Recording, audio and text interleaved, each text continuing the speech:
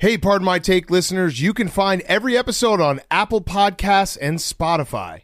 Prime members can listen ad-free on Amazon Music. On today's Pardon My Take, we have Booger McFarland, great friend of the program, talking college football, talking NFL. We're going to recap Monday Night Football. Jon Gruden has resigned. We talk our college football, recap of what was a crazy weekend in college football.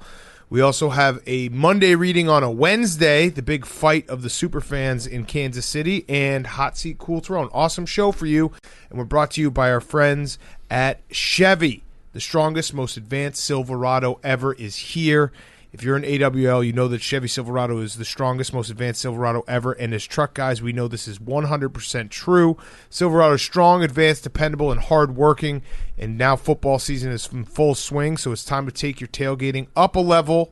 Strong football season calls for the strongest, most advanced Silverado, and guess what? The available multi-flex tailgate with 6 convenient configurations will give you a step up on your tailgate game. There's a primary tailgate, which opens up with a push of a button on the key fob or from inside the truck. The inner gate folds to a larger step, for easily getting in and out of the bed. There's an easy access configuration where the inner gate folds down, allowing you to reach farther into the bed. It can also become a desk, a surface for your tailgating meal. So check it out. It is the best truck in the world to drive and also to tailgate when you are going to a football game. So Chevy Silverado, the strongest, most advanced Silverado ever. We love Chevy, so thank you to Chevy. Okay, let's go.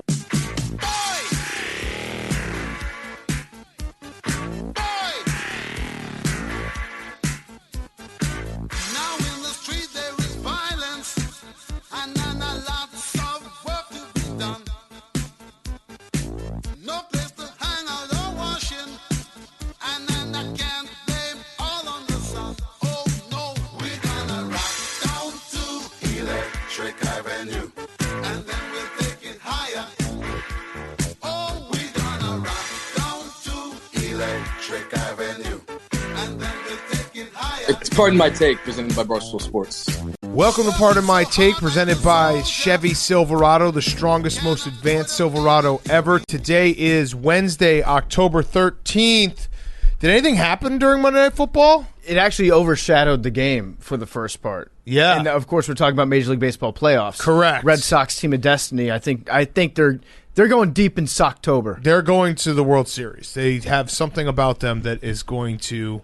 I don't know what it is, but Hank is actually, right before we started taping... No. I forgot. I'm not allowed to talk about private... He was looking at the schedule and being like, and being like, when can I go to a World Series game? Yeah, Hank, you should do it. You should. Well, I was trying to figure out, who got home field advantage, who won the All-Star game this year, and figure out whether or not the Red Sox would be playing. But yeah, the big story, it was our John Lennon, Howard Cosell moment where, John Lennon gets killed and Howard Cosell announces it over Monday Night Football.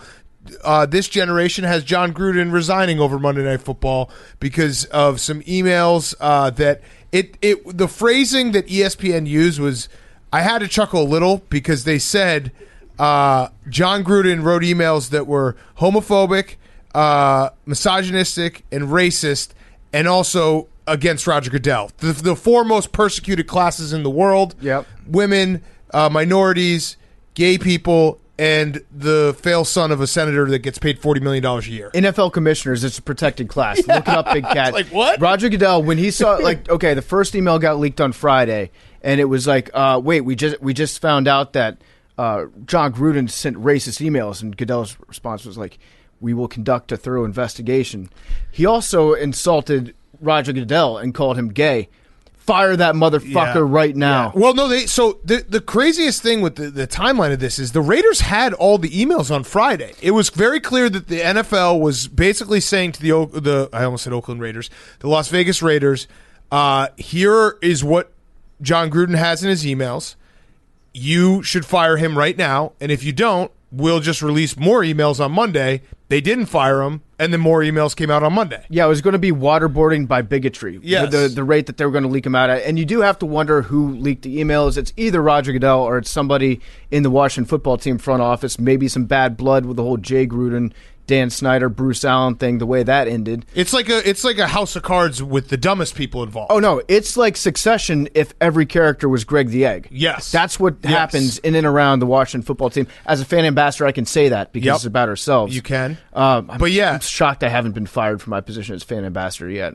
I think you're just Milton from The Office. Yeah, your office space. They haven't told me. They just don't realize that you're still a fan ambassador. I had an idea when I saw these emails come out. Should we get Frank Caliendo back on the show to do a table read? A lot of people were sad for Frank Caliendo, the real tragic figure in all of this. And Nathan Peterman. And Nathan Peterman. He's like, come on, guys, can't we forgive and forget? I mean, it was 10 years ago. Keep rooting around, please. Yeah, it also, it's not really shocking that Jon Gruden might not be like the nicest guy.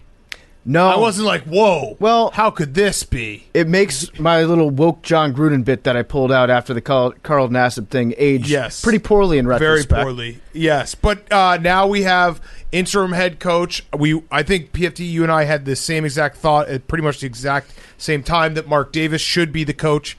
Give us Mark Davis as the coach of the Raiders. Yes. Why not? Al Davis did it. His dad did it. You know, awesome. You know, at the very least, the thought has occurred to Mark Davis. Like, he's looking at a whistle that's on his wall right now, and he's like, I got the whistle right here. I got the white jeans. I got the clipboard.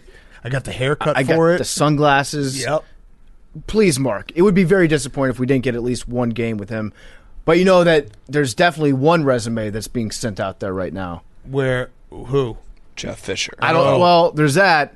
I also don't think Dana Holgerson would turn down an opportunity to live in Las Vegas. That would be pretty fun. That'd be amazing. Although Houston's rolling right now. Also, the big winner is Urban Meyer because people got off of him for a second. Even though he did have the quote that his goal every game is to run for 250 yards and pass for 250 yards, which... What's wrong with that? It's a great goal. It's good to have goals. It's a good goal. But it's happened 33 times in the last 52 years.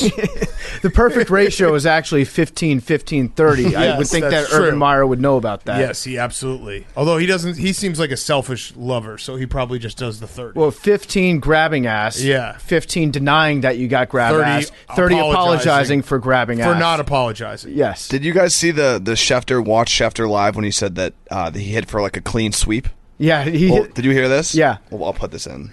In which Jon Gruden had a clean sweep of offending NFL Commissioner Roger Goodell, women, gays, minorities, all sorts of people. He called it a clean sweep. And Roger Goodell's the first name listed. one. It's like, that's the best part about this. Is like they're like, yeah, gays, minorities, Roger Goodell. This is so terrible. Yeah, like, Commissioner Lives Matter. Roger Goodell getting the first listing on the clean sweep bingo card of Jon Gruden was. But ESPN's trying to get, they want to be in good graces of the NFL. So it has been very apparent that's what they're trying to do. You wonder how Adam Schefter gets Adam Schefter money, and it's for the little details like that. Making sure that he knows that he's going to be a good boy, letting everyone know, yeah, please, I'll do your dance for you, Commissioner. Just make sure to keep feeding me my treats. Yeah, I'm surprised they didn't just put like gays, minorities, and women in parentheses. Yeah, it's really kind of, or maybe it's a quote. That would be funny if Schefter had done it as a thread, and like Jon Gruden has offended Roger Goodell, one of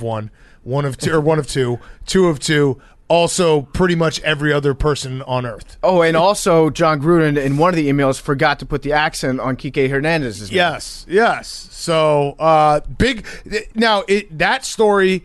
It was actually kind of crazy how it worked out because that story led the first three quarters of Monday Night Football, which was the Colts kicking the shit out of the Ravens. And then when it was like everyone had processed it, the Ravens also processed it, woke up. Lamar Jackson was absolutely incredible. And the Colts are just, you know what I actually realized last night? I think what I hate about Carson Wentz is how he holds his elbows. Okay. In the pocket. Go on. So he's very chicken boned. He's pointy. Like he's doing the chicken dance. And it bothers me to no end. I'm sure it's like fundamentally, Billy, you can speak to it, fundamentally probably pretty good, keeping the ball up, not letting it drop below your waist. But it's like this always. He's stiff. It bothers me. For being a pretty athletic guy, he is pretty stiff in the pocket. It bothers me a lot. Lamar Jackson, though, was unstoppable last night. So good. Unstoppable. So here are a couple fun stats about Lamar. Some of the records that he set, because he set like 1 million. 442 passing yards. That's a Baltimore Ravens record. They've got a long history of great quarterbacks in Baltimore, obviously. He was the first person in history to throw for 400 yards and 4 touchdowns while completing 85% of his throws. He completed 86 of his throws, which is the highest all-time for a player who passed for at least 400 yards. And the 86% mark was also the highest among any player who has ever attempted at least 40 passes in a game. Damn. Pretty fucking good game. Pretty good game. It is funny you bring up the passing of the Baltimore Ravens. It reminds me of my favorite stat ever when the Ravens won the Super Bowl in the 2000 season. They went 5 consecutive games without scoring an offensive touchdown, and they went 2-3 in those games, which is equally as crazy. It's just you can't. Defense wins championships. It's crazy. But yes, that was an unbelievable performance by Lamar. Now, I will say the Colts secondary was very banged up. They were kind of the walking wounded, but it doesn't really matter. The Ravens had that comeback. Of course, we had another missed kick. They're all synced up. It was perfect that Rodrigo Blankenship just ended. He did that on purpose for every kicker because then they brought up how many missed kicks were made, and you're like, I don't even remember half of these missed kicks. I'll just put it all on Mason Crosby. And of course, we only got an opportunity to see Justin Tucker kick like a 25-yard field goal. So he's really the one. If he starts missing, then there's an issue. Then you have to look at either Mercury in retrograde or look at the balls. Yes. Look at the special K balls. Yes. I don't know what's going on behind the scenes. I don't know how those K balls are stored. I know that they're the ones that they have like their own protocol, right? Yes. So I think they're like they're definitely more inflated, not scuffed up. Yeah, they're shinier. Yep. Are they being kept in a different facility right now? It's a good question. It's time to take a look at the balls. It's time to look at the K balls. Other things real quick in the NFL that we I should say Marquise Hollywood Brown. Yes, he's Hollywood. He's Hollywood. He's Hollywood. His nickname is back. He's Hollywood Brown. Yep. Until at least Friday. We might take it away for the weekend, keep him motivated. But he's earned the right to be Hollywood this week. Yes, he is Hollywood. Mark Andrews is also Hollywood. Hollywood Andrews is what I call him. Yep. But yeah, the Ravens, like that was a crazy good performance from Lamar. And the Ravens, I don't know, they're just always consistent. They're just consistently always a dangerous team. It's a very well run franchise. I have one more question about the Jon Gruden thing. So do you think Deuce is going to stay around? I know it was reported that he's sticking around. I think so. But can you really? I don't know. Your dad leaves. No, I think you got to stick around. Deuce is probably the for the one, guy's nutrition, right? You can't leave. You can't leave the nutrition behind. He cares too much about their bodies to leave them mid-season. Imagine the gains that get lost if Deuce leaves. Yeah, that'd be bad. He's got to stick around. I would definitely bet against the Raiders if Deuce left at this point. I would also love to see Deuce like in a dog shelter, like a NFL version of a dog shelter where someone comes and picks him up because he really is a pit bull on the sideline. Yeah, I would be terrified if I were the interim coach that Deuce would just come in and kill me at some point out of vengeance for his father. It's like Shakespearean. And his dad, Jon Gruden, was probably like, Deuce, I thought I told you to destroy all those emails. Yeah. And he just had Deuce like smashing computers in his room. He was deadlifting on top of him. Putting the computer underneath, lifting up thousands of pounds and then dropping it on the computer. Dropping weights. He's like, yeah, that actually doesn't do anything. Yeah. All right. So, the other thing I wanted to say before we get to college football, the Bills, because that game was going on during the taping on Sunday night. The Bills are fucking awesome. Mm-hmm. And the Chiefs might have some problems, but the Bills are awesome. Patrick Mahomes, this is now what? I'll let you finish. I was going to say, Patrick Mahomes, the defense is terrible, but Patrick Mahomes has also not been incredible. Like, he's had incredible moments, but he hasn't been, like, lights out Patrick Mahomes. Mm-hmm. Are people starting to sour on him? I'm definitely souring on him big time. I'm not. In fact, no, I know. Yeah. I definitely am.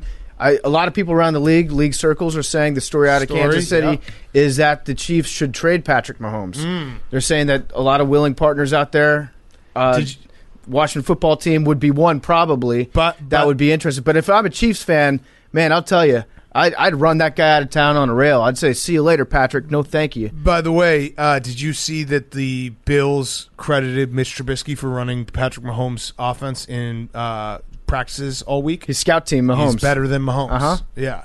Gave him a look.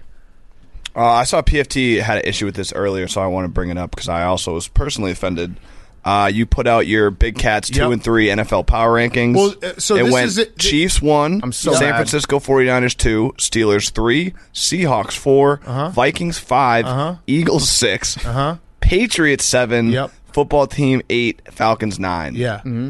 So It's a bullshit list. well, bullshit. get your own list. then. Bullshit. No, Yeah. no, I'm arguing My with your power list. ranking. Well, I'm just curious if Defend your list. you know you were doing it for effect, right? Like, No. we just come clean, we're in the trust tree. You said actually, I probably the only mistake was I probably should have had Washington football team above the Patriots. You said Agreed. yourself they kind of suck. They barely beat the Texans. They could be 4-1 right now. Okay, and they aren't. They're better than they would beat the Eagles, the Vikings, the Seahawks, I and the don't- Steelers I don't tomorrow, know and about probably that. the 49ers. What? Big Cat, Geno Smith is the quarterback of the Exactly. Seattle Seahawks. Big Ben is a corpse. So wait, you guys we shit went on from Kirk Cousins every single week. Jalen So Hurts we went isn't from trusted. Sunday night to being like, I have to probably admit that the Patriots aren't good to now No, like no. they're the I best said I was team. close to possibly admitting it if they had lost, which they did not. Got it. And Well, good news is they can always climb the list, or you know what? If they lose again, they'll be 2-4. They'll probably be better than some other 2-4 teams. all right, I just You- wanted to. I think that I saw PFT mention Yep. something too. Well, I had an internal there are thought. Get your own list. there are a couple issues with the list. Number one, I think, is the Philadelphia Eagles Yep. they're way overrated on that list, and I think they're third to last. Fourth. Fourth to last. Yeah, but they're ahead of my team. Yep. Which I have a problem with. And then Everyone does. And then obviously the Seattle Seahawks. I think that with Geno Smith, we saw a little bit of Geno I magic. love Geno. Also, I think Russ will eventually come back, and I love Geno. So that's where I ranked him. All right, What are you going to do? I guess we'll see. Yeah, that's why they just play gonna the games. complain. Yeah, What that's like everyone else. They complain about it. They get very upset about my rankings, and that's fine. That's the whole point of it, is to get conversation going. So I appreciate you bringing it up. We just having a conversation. It gets the debate raging on a Tuesday when I only and for some people asking like, where does this team? The rankings are just for teams that are below 500. Maybe I'll add 500 later on in the year. But it's a shine for the teams that suck. I think that if the Giants had beaten the Washington football team and they were 2-3 on the year, you would have the Giants way higher. You love the Giants. Well, That's my argument. Is I'm making up. Yeah, a you hate hypothetical, the Giants. I don't hate them. I'm making up a hypothetical scenario. Yeah, where- I have said that I have a problem with Daniel Jones that I keep buying in. Yeah. You hate the Giants and won't admit that you hate the Giants. No, I love the Giants. Exactly. That's a false. That's false. I love the Giants. That is very false. I I'm honest about my bias. I bet on the Giants. I'm honest about my bias that Daniel Jones fucks me up, and I think that like he could actually be good, even though he's probably not. You should be biased about the fact that you don't like the Giants. I love the Giants. That makes no sense. Why? Because you don't. I love the Giants. Okay. I think that the Giants are a perfectly fine football team. If the Giants had beat the Washington football team, yeah, they probably. Well, I mean, we can't play ifs. We got to play the schedule. You're It's the 2 and almost 3. admitted it. It's the 2 and 3 schedules. It's 2 and 3 rankings. Very biased. It's sad. Those are actually completely unbiased. It's a computer ranking, and there's nothing you can do about it. You can make your own, but you can't argue with it. It's gonna have to get above 500. I love that it made both of you mad because that's the point of the Oh, I know. Yeah, exactly. You no, admitted I know. it. It's Yeah, no, crazy you that just people think, get who can I get this fired mad. up? I wish you know. I just He did it really well too because he knew that he couldn't put our two teams very last. He No, knew that he had to throw us a Falcons. bone and put the Falcons. Falcons. Yeah, but you Big guys Cat beat the absolutely Falcons. knew what he was doing. He was like, "I'm putting Get better teams. the Patriots and the football team." Hey, At the above 500 basement over here. dwellers. What do you want me to do? Except that we got to play the Packers. Whatever. All right, let's talk some college football. All right, so chaos on Saturday. That Texas-Oklahoma game, I still don't really understand how Oklahoma covered that spread. And Caleb Williams is like, Oklahoma is so unfair that they have a backup who is better than their starter, who's now going to be like the best quarterback in all of college football, and they're like, oh yeah, let's just put this guy in. Now we're in rumor swirling central though, because you can tell that things are starting to bubble a little bit under the scenes when the DMs start to fill up with obviously fake scoops from people who are on campus in Yes. Oklahoma, being like Spencer Rattler just quit, Spencer Rattler just threw a water cooler against the wall, Spencer Rattler just drove away 100 miles an hour in his Corvette from practice, and then His NIL deal. the team has been informed that he is banned from the facility. Like all these fake rumors, yeah, they're not true, any of them, but there's smoke. I count that as smoke. No, there's definitely smoke. I mean, we talk about it with Booger in a second, but like it is very hard now for a program to keep two good quarterbacks on the roster for a period of time because you can transfer right away and guys want to play, and you see it all across college football. Did you guys see the Texas? I bullied them into tweeting. That was incredible so Texas tweeted when it was a tie game 48-48, Texas football did. They did not tweet a single thing for 2 straight days. It was like the person in the account actually died, which I appreciate. Like, I want my account to be a super fan like that. I wish they had gone all the way to kickoff of the next game to then just tweet, we're off and running in Austin, Texas versus, I can't even know, who are they playing? Iowa State, maybe? But I was like, hey, Texas hasn't tweeted yet. I'm putting on alerts. Oklahoma State. And then they tweeted right away. But I really do think an account, like, instead of putting out the sad final, start just going dark, disappearing. There's no rule that says that you have to tweet out, hey, we just lost. Yeah. It's not in there. I do wish that Apple would make an emoji for horns down. I feel like although that, you know what that would be? That would be like, warning, this conversation can get intense. Yes, John Clayton. Once anybody tweets that out. So I would like to see that make its way into the ranks of the emojis. As far as Texas goes, I feel like this was a statement loss for them, though. Texas should have won this game. Well, they were the first 3 quarters of the game were like, I know we joke, but that was Texas being back. Yeah. Like, Sark is incredible. They were running all over the place. That was Texas back. Yeah, Texas was back, and then they took Spencer Rattler out, who, by the way, if Spencer Rattler does transfer somewhere, he can't transfer to Washington, Oregon. He can't transfer to Michigan. He can't transfer to any school like that. You have to use the name that you have. Yeah. You have to stay, hopefully, in the Big 12 somewhere. Yes. Maybe Texas Tech. Texas Tech would be perfect awesome. for Spencer Arizona Rattler. would be good. Arizona State. Yep. That would work. Go somewhere cool. Use the name. Yes. I agree with that. So that game was chaos. And then, obviously, you had Iowa, Penn State, which Iowa football is so glorious in like who they are, and they're, I mean, Iowa and Wisconsin kind of, not this year obviously, but are very mirror image of who they are, and they know what they do and they know what they do well. Iowa, I don't think I've ever seen this before. Iowa wins that game. They kneeled the ball and weren't able to run out the clock. They kneeled the ball just so they could punt one more time. I've never seen that. They didn't try to get a first down. They kneeled. They went victory formation for a one final punt. Their punter is incredible. They run the ball. They play defense. They punt. Yeah. That's what they do, and they're the number 2 team in the country. And guess what? If that makes you sick that Iowa's the number 2 team in the country, they're going to probably be the number 2 team in the country for the next month and a half until they get to Indianapolis against Ohio State or Michigan State or Penn State. Look, I threw them all in there. Do something about it if you don't like it. So Iowa is the first football team that I've ever watched where I can't take my eyes off the center. Yeah, no, he's incredible. Their center kicks so much ass. He's going to be a first-round pick. Tyler Linderbaum. Yeah. I'm giving you that name right now, and if you've watched any college football, you've probably known about him for a long time. Stanford Steve has a borderline, like, I'm going to call the cops relationship with this guy. Yeah. Like, he's so obsessed with him. Cole Kubelik, too. He's got, like, videos playing above his fireplace of this guy all the time. Also, Tyler Linderbaum. Shout out Stanford Steve real quick. If you're looking for a PS5, hit up his Instagram. Oh, he let me know that Or some sneakers. Or some sneakers. He's got shoes that he can send me. He got hacked. He got hacked. Oh, you did? You did, Hank? Okay.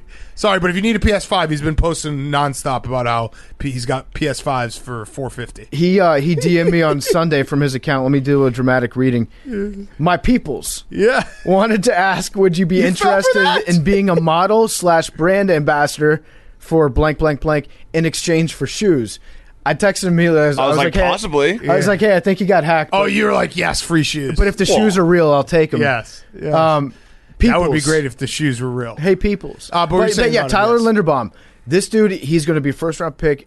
I would take him as high as it gets. Like this, I'm in love with watching. He's awesome. I've never seen a center play where you can't take your eyes off him for the duration of the game, and it helps that Iowa runs Iowa's offense. Correct. So he's in the mix a lot, you know. Correct. But this dude just murders people. He destroys people. He's like, he just smashes everyone. And then their fullback is also a bomb. Yeah. He's a Pottebaum. Yeah. So they've got Pottebaum and Linderbaum, and those two guys just go out there and they destroy people. It's great. I mean, Iowa football is what it is, and this is the apex of Iowa football. It's similar to 2015 when they went undefeated and lost to Michigan State in the Big Ten championship game. But I was a really, really good team.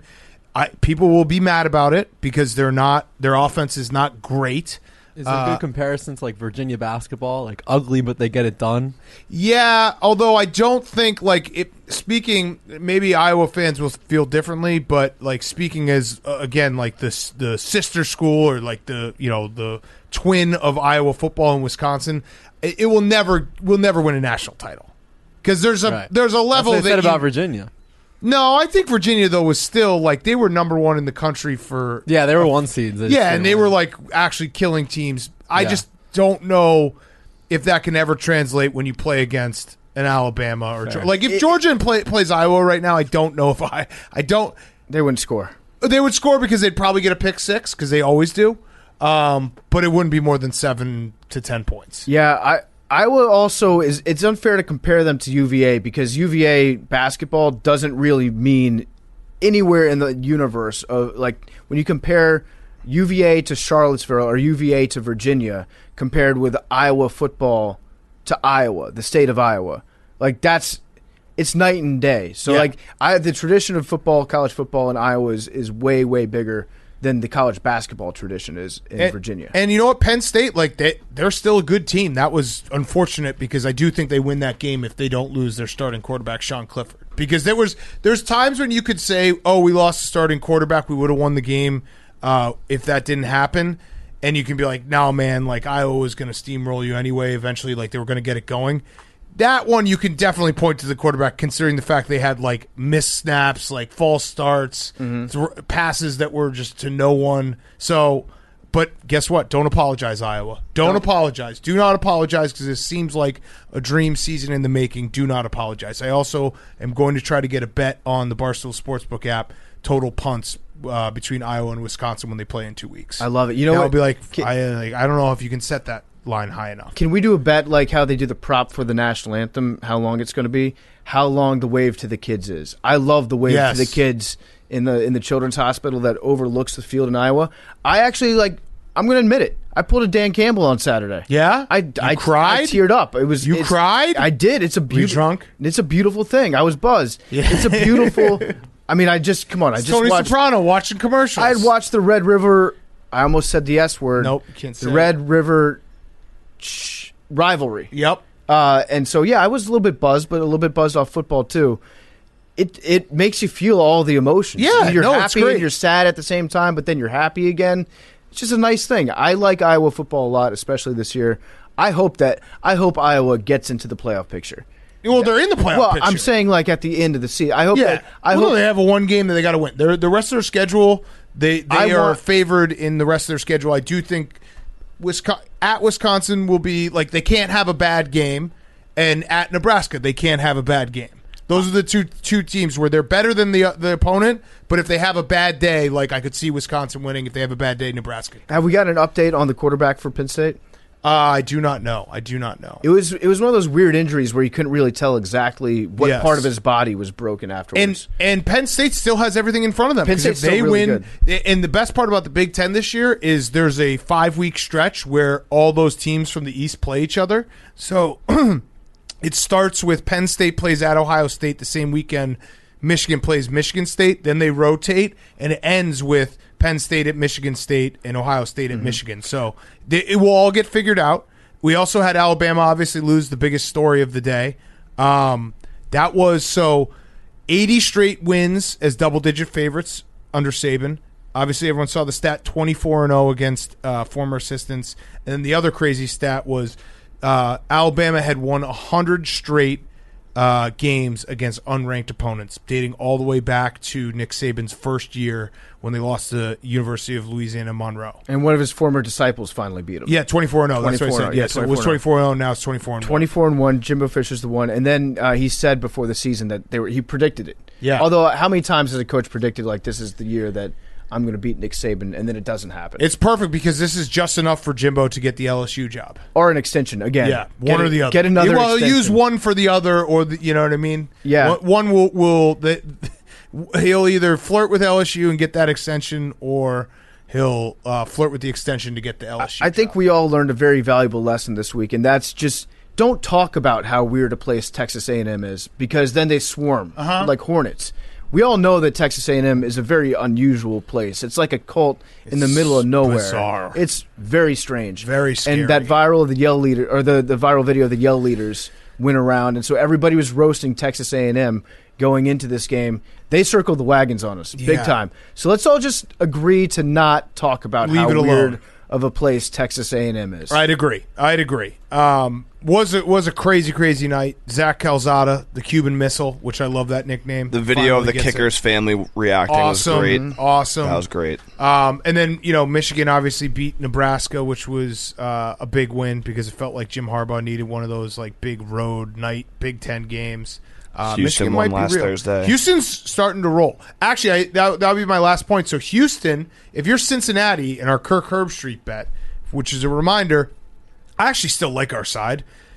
I do. don't know. I started to get a little bit nervous for the first time. But remember what the details are. What are the details? It has to be Cincinnati will get into the college football playoff over a one-loss Power 5 team. So, one loss. It can't be two losses. Two losses, it's void. Okay, so let's Basically just Bama, Ohio State, or Penn State at this point. Or if Georgia One of those loses teams. one. Yeah, right now. If Bama beats Georgia in the SEC championship game, guess what? They're both going in. And if Georgia beats Bama, they're probably both still going in. What about Michigan? Michigan, Oklahoma, Oregon. Hank, I don't know if you can put Bama in. This is how it works, though. It's all rigged know. for the Power Fives. If Georgia That beats would be Alabama tough. in a SEC championship game that goes down to the wire, and Georgia's undefeated and Alabama has two losses, I would feel a lot more confident on my side than Cincinnati's. What about let's fast forward a couple weeks here. Cincinnati, if they stay undefeated at this point, their biggest tests are SMU and at Navy. Okay, so and then Houston in the AAC championship game if Houston keeps winning. Okay, so they're going to stay undefeated. I actually think that Oklahoma, I think that they're frauds, but maybe they might be the best frauds of all time. They might just continue to win these games that they should lose. Well, they're frauds, but Caleb Williams might fix it all. They do have a tough road because they have to go to at Baylor and at Oklahoma State. Bedlam is going to be sick this year. Actually going to suck, but yes. Why? Oklahoma State is all defense now. They don't have any offense. Bedlam, weird shit happens. Yeah, but it's not a traditional Oklahoma State team. Weird Their shit defense happens. is actually very good. Weird shit happens in Stillwater at night. Yeah, but it's not going to be like I would still back and forth points everywhere. I would still rather have our side in this bet, but I'm starting to get a little bit nervous. And don't confuse it. I think it's bullshit. I think Cincinnati, if they go undefeated, should be in. Mm-hmm. That's not the bet. The bet, I'm not saying that Cincinnati isn't deserving. They're absolutely deserving. I just know how the college football playoff works and the bias that happens. Billy. Who can Georgia lose to, you think? Well, they play Kentucky this weekend. You think that's the game? If Kentucky beats them, then they're out. If Kentucky beats them, Kentucky will go to the SEC championship game. And then if Kentucky beats Alabama in the SEC championship, then Alabama and Kentucky are getting yes. Florida in 2 weeks in Jacksonville, but it's Georgia is the one sure thing right now, and of course that means it probably won't happen, but they are the one sure thing if you're looking across the whole landscape. All right, should we do some hot seat cool throwing? You got something else, Billy? You got someone else? I'm just trying to think of any situation where Coastal gets involved. No. I just realized Georgia's only given up 33 points. They've given up one touchdown, one offensive touchdown against a first-team offense. They gave up a touchdown to South Carolina in garbage time. This never happens. 33 points. I think that I want to see them play against an explosive offense, but they're obviously incredible. All right, Hot Seat Cool Throne is brought to you by our friends at Coors Light. Coors Light, what do you like when you need a moment to chill? Well, I like to crack open a Coors Light. The mountains on the bottles and cans even turn blue when your beer is cold. That way you always know when it's time to chill. When you need to hit reset, just open a Coors Light. It's mountain cold refreshment made to chill. Mountain cold refreshment made to chill. Coors Light is cold lagered, cold filtered, and cold packaged. It's literally made to chill. So when you want to sit on the couch, maybe get away from the rat race, maybe go to the bar with your friends, watch some football on the weekend, that's when a Coors Light is the best. Coors Light is the one I choose when I need to unwind. So when you want to hit the reset, reach for beer that's made to chill. Get Coors Light in the new look delivered straight to your door with Drizzly or Instacart by going to CoorsLight.com Coors.com/take, CoorsLight.com/take. Celebrate responsibly. Coors Brewing Company, Golden, Colorado. Hank. My hot seat is Ben Simmons. Oh, yes. Talk about Sunday scaries. Oh, yes. I would say that doesn't even begin to describe what's going on with Ben Simmons. He tried to hold out. He tried to force his way out of Philadelphia. Said he's not coming back. Got Rich Paul on the case. God, Rich Paul is just such a cool name for an agent. Didn't do anything. They said they were in negotiations, yada, yada, yada. And then yesterday, Woj reported that Sixers All-Star Ben Simmons has arrived in Philadelphia, took a COVID-19 test as required by NBA protocol. Sources tell ESPN, meaning he's ready to come back, start playing preseason games and stuff. Awkward. Later on, Woj reported again that the Sixers were unaware Simmons was flying into Philly today. The organization was in constant contact with Rich Paul, but Simmons simply showed up at the arena to take his COVID test prior to the Sixers-Nets tip, and that's when team officials knew he was in town. So he went rogue, even though his agent, he was also talking to his agent, decided it was time to come back. Turns out the strategy of being like a team's least valuable player and also its most high-paid player and threatening to withhold your services isn't exactly the leverage that he thought it would be. It's incredible. It just, it doesn't. Someone should just sit Ben Simmons down and be like, dude, when everyone else holds out or demands a trade, that's because they're really, really good and everyone's really, really bad around them. This is the opposite. Yeah, you're the bad one. I think his strategy was just that he's seen other players hold out before, and he was like, I want to do that. Right. Either that, or maybe it was just, this strategy is so dumb and unusual and totally backwards that maybe it'll confuse them too. Someone will just be like, okay, fine. It's the duck season, rabbit season with Daffy Duck and Bugs Bunny. Yes. That's what he was trying to pull. Backfired on him big time. Big time. I love going to a good boo fest, like when the Patriots win the Super Bowl and Goodell comes to give the trophies. Well, going to the Sixers first game, I might have to figure out talk to Tick Pick and get out there but Philly fans won't boo him. They'll be booing Hank. It's so gonna be perfect amazing. that it's Philly. It's gonna be amazing. If this had happened in Miami, no offense, Jake, or I don't know, Phoenix, no offense, Phoenix, Sacramento, probably would have been like, you know what, this guy's good. He's better than like what we usually have. So let's welcome him back. Philly's going to roast him because they had to defend him. Yes. And then once he was like, I'm out, they're like, all right, you know what? Fuck you, Ben Simmons. Fuck you. And then now it's like the classic thing where it's like your girlfriend's dating a girl for a long time. You don't like her. They break up and you're like, yeah, she was a total bitch. And then like 2 weeks later, he's like, yeah, we're back together. Yep. And you have to be like, I always like that's great. Yeah, good for you. Happy for you guys. Hank, do you think that you're more popular in Philadelphia than Ben Simmons is? Likability rating. Yeah. Houston comparison. Definitely. Absolutely. For sure. Yeah? Yes. Do you think he's getting bad? Like, are his DMs worse than your DMs from Philly people? Yes. Absolutely. Yeah. You should be. The right thing to do would be for you to go. I think I'm going to show up in a Ben Simmons I know. jersey. Yeah, that's what I'm saying. Be a human shield for him. And your cool throne? My cool throne is these part of my take flags. Oh, nice. Okay, cool. You guys seen these? Yeah, those are real nice. Hear about these? What about the hats? Are the hats out? The hats, I don't know if they're out. These hats are one of the best hats we've made. We have a bunch of them. Big Cat's wearing a different one. We have some goldfish hats. Some sick merch, though. The flags are definitely going to be on sale when you're listening to this. We got a bunch of different colors. So, tailgate, man cave, put it on your car, hang it in your front yard. Don't put it on your windshield of your car. Don't put it on your windshield, but maybe, who knows? Maybe on the back. Yeah. You know what those flags look sick? When you put them like on a balcony over like outside your house. Yes. The upstairs balcony, you drape the flag over, especially if you have let everyone know. If you got a cabin or a beach house. If you want to pull chicks zone. just like right above your bed. Yes. And then girl walks in. Say less. Yes. Well, can you make? That's what she says when she walks in. Can you make a? This is all part of my take. Oh shit! Say less. Can you make a reflective flag? Like make a mirror out of a flag?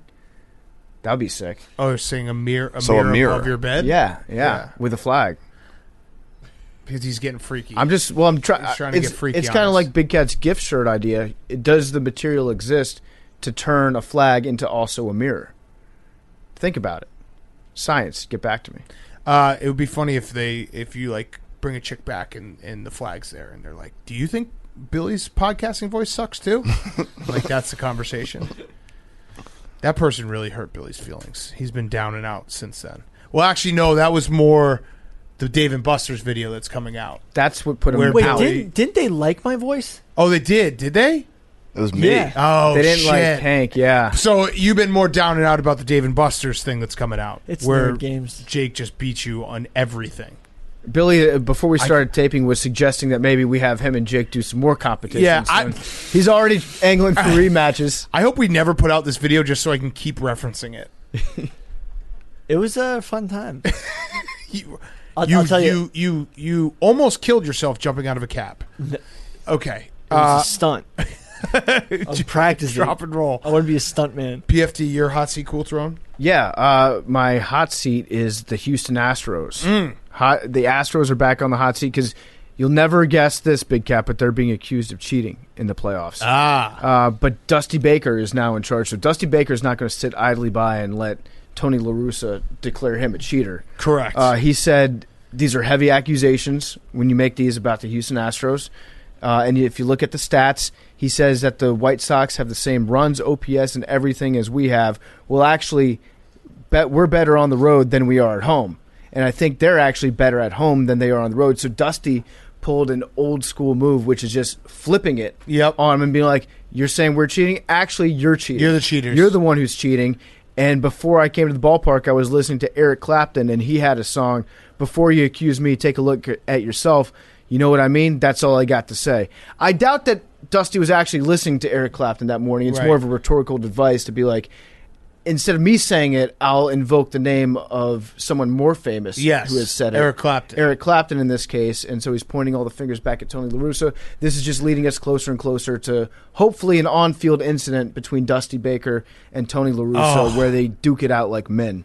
Eric Clapton, Jon Gruden's favorite guitarist. Fact. Yes. Whoa. What's that, Billy? John Gruden also likes black flags. No quarter. Did you Never mind. Bad joke. Did you mean to put the L in that last word? No. Okay. Oh, wow. I'm actually very confused right now. Yeah. You walked yourself into that one. You'll listen to this back. Yeah, you're Maybe- gonna You're gonna get it in do a a minute. It's gonna transcription. suck Yeah. when you figure it out. Okay. My cool throne is being golf tough. Being golf tough is on the cool throne. Okay. Because J.R. Smith, everyone's favorite collegiate golfer, was competing in an event today, and he stepped on a beehive while he was playing. The bees attacked him. They swarmed him. He got stung all over his legs. There were yellow jackets, allegedly. But J.R. Smith is golf tough, and he continued his round, had a couple, I think maybe a birdie, a lot of pars, a couple bogeys mixed it in, but still was able to compete and finish. It could have been a tragedy.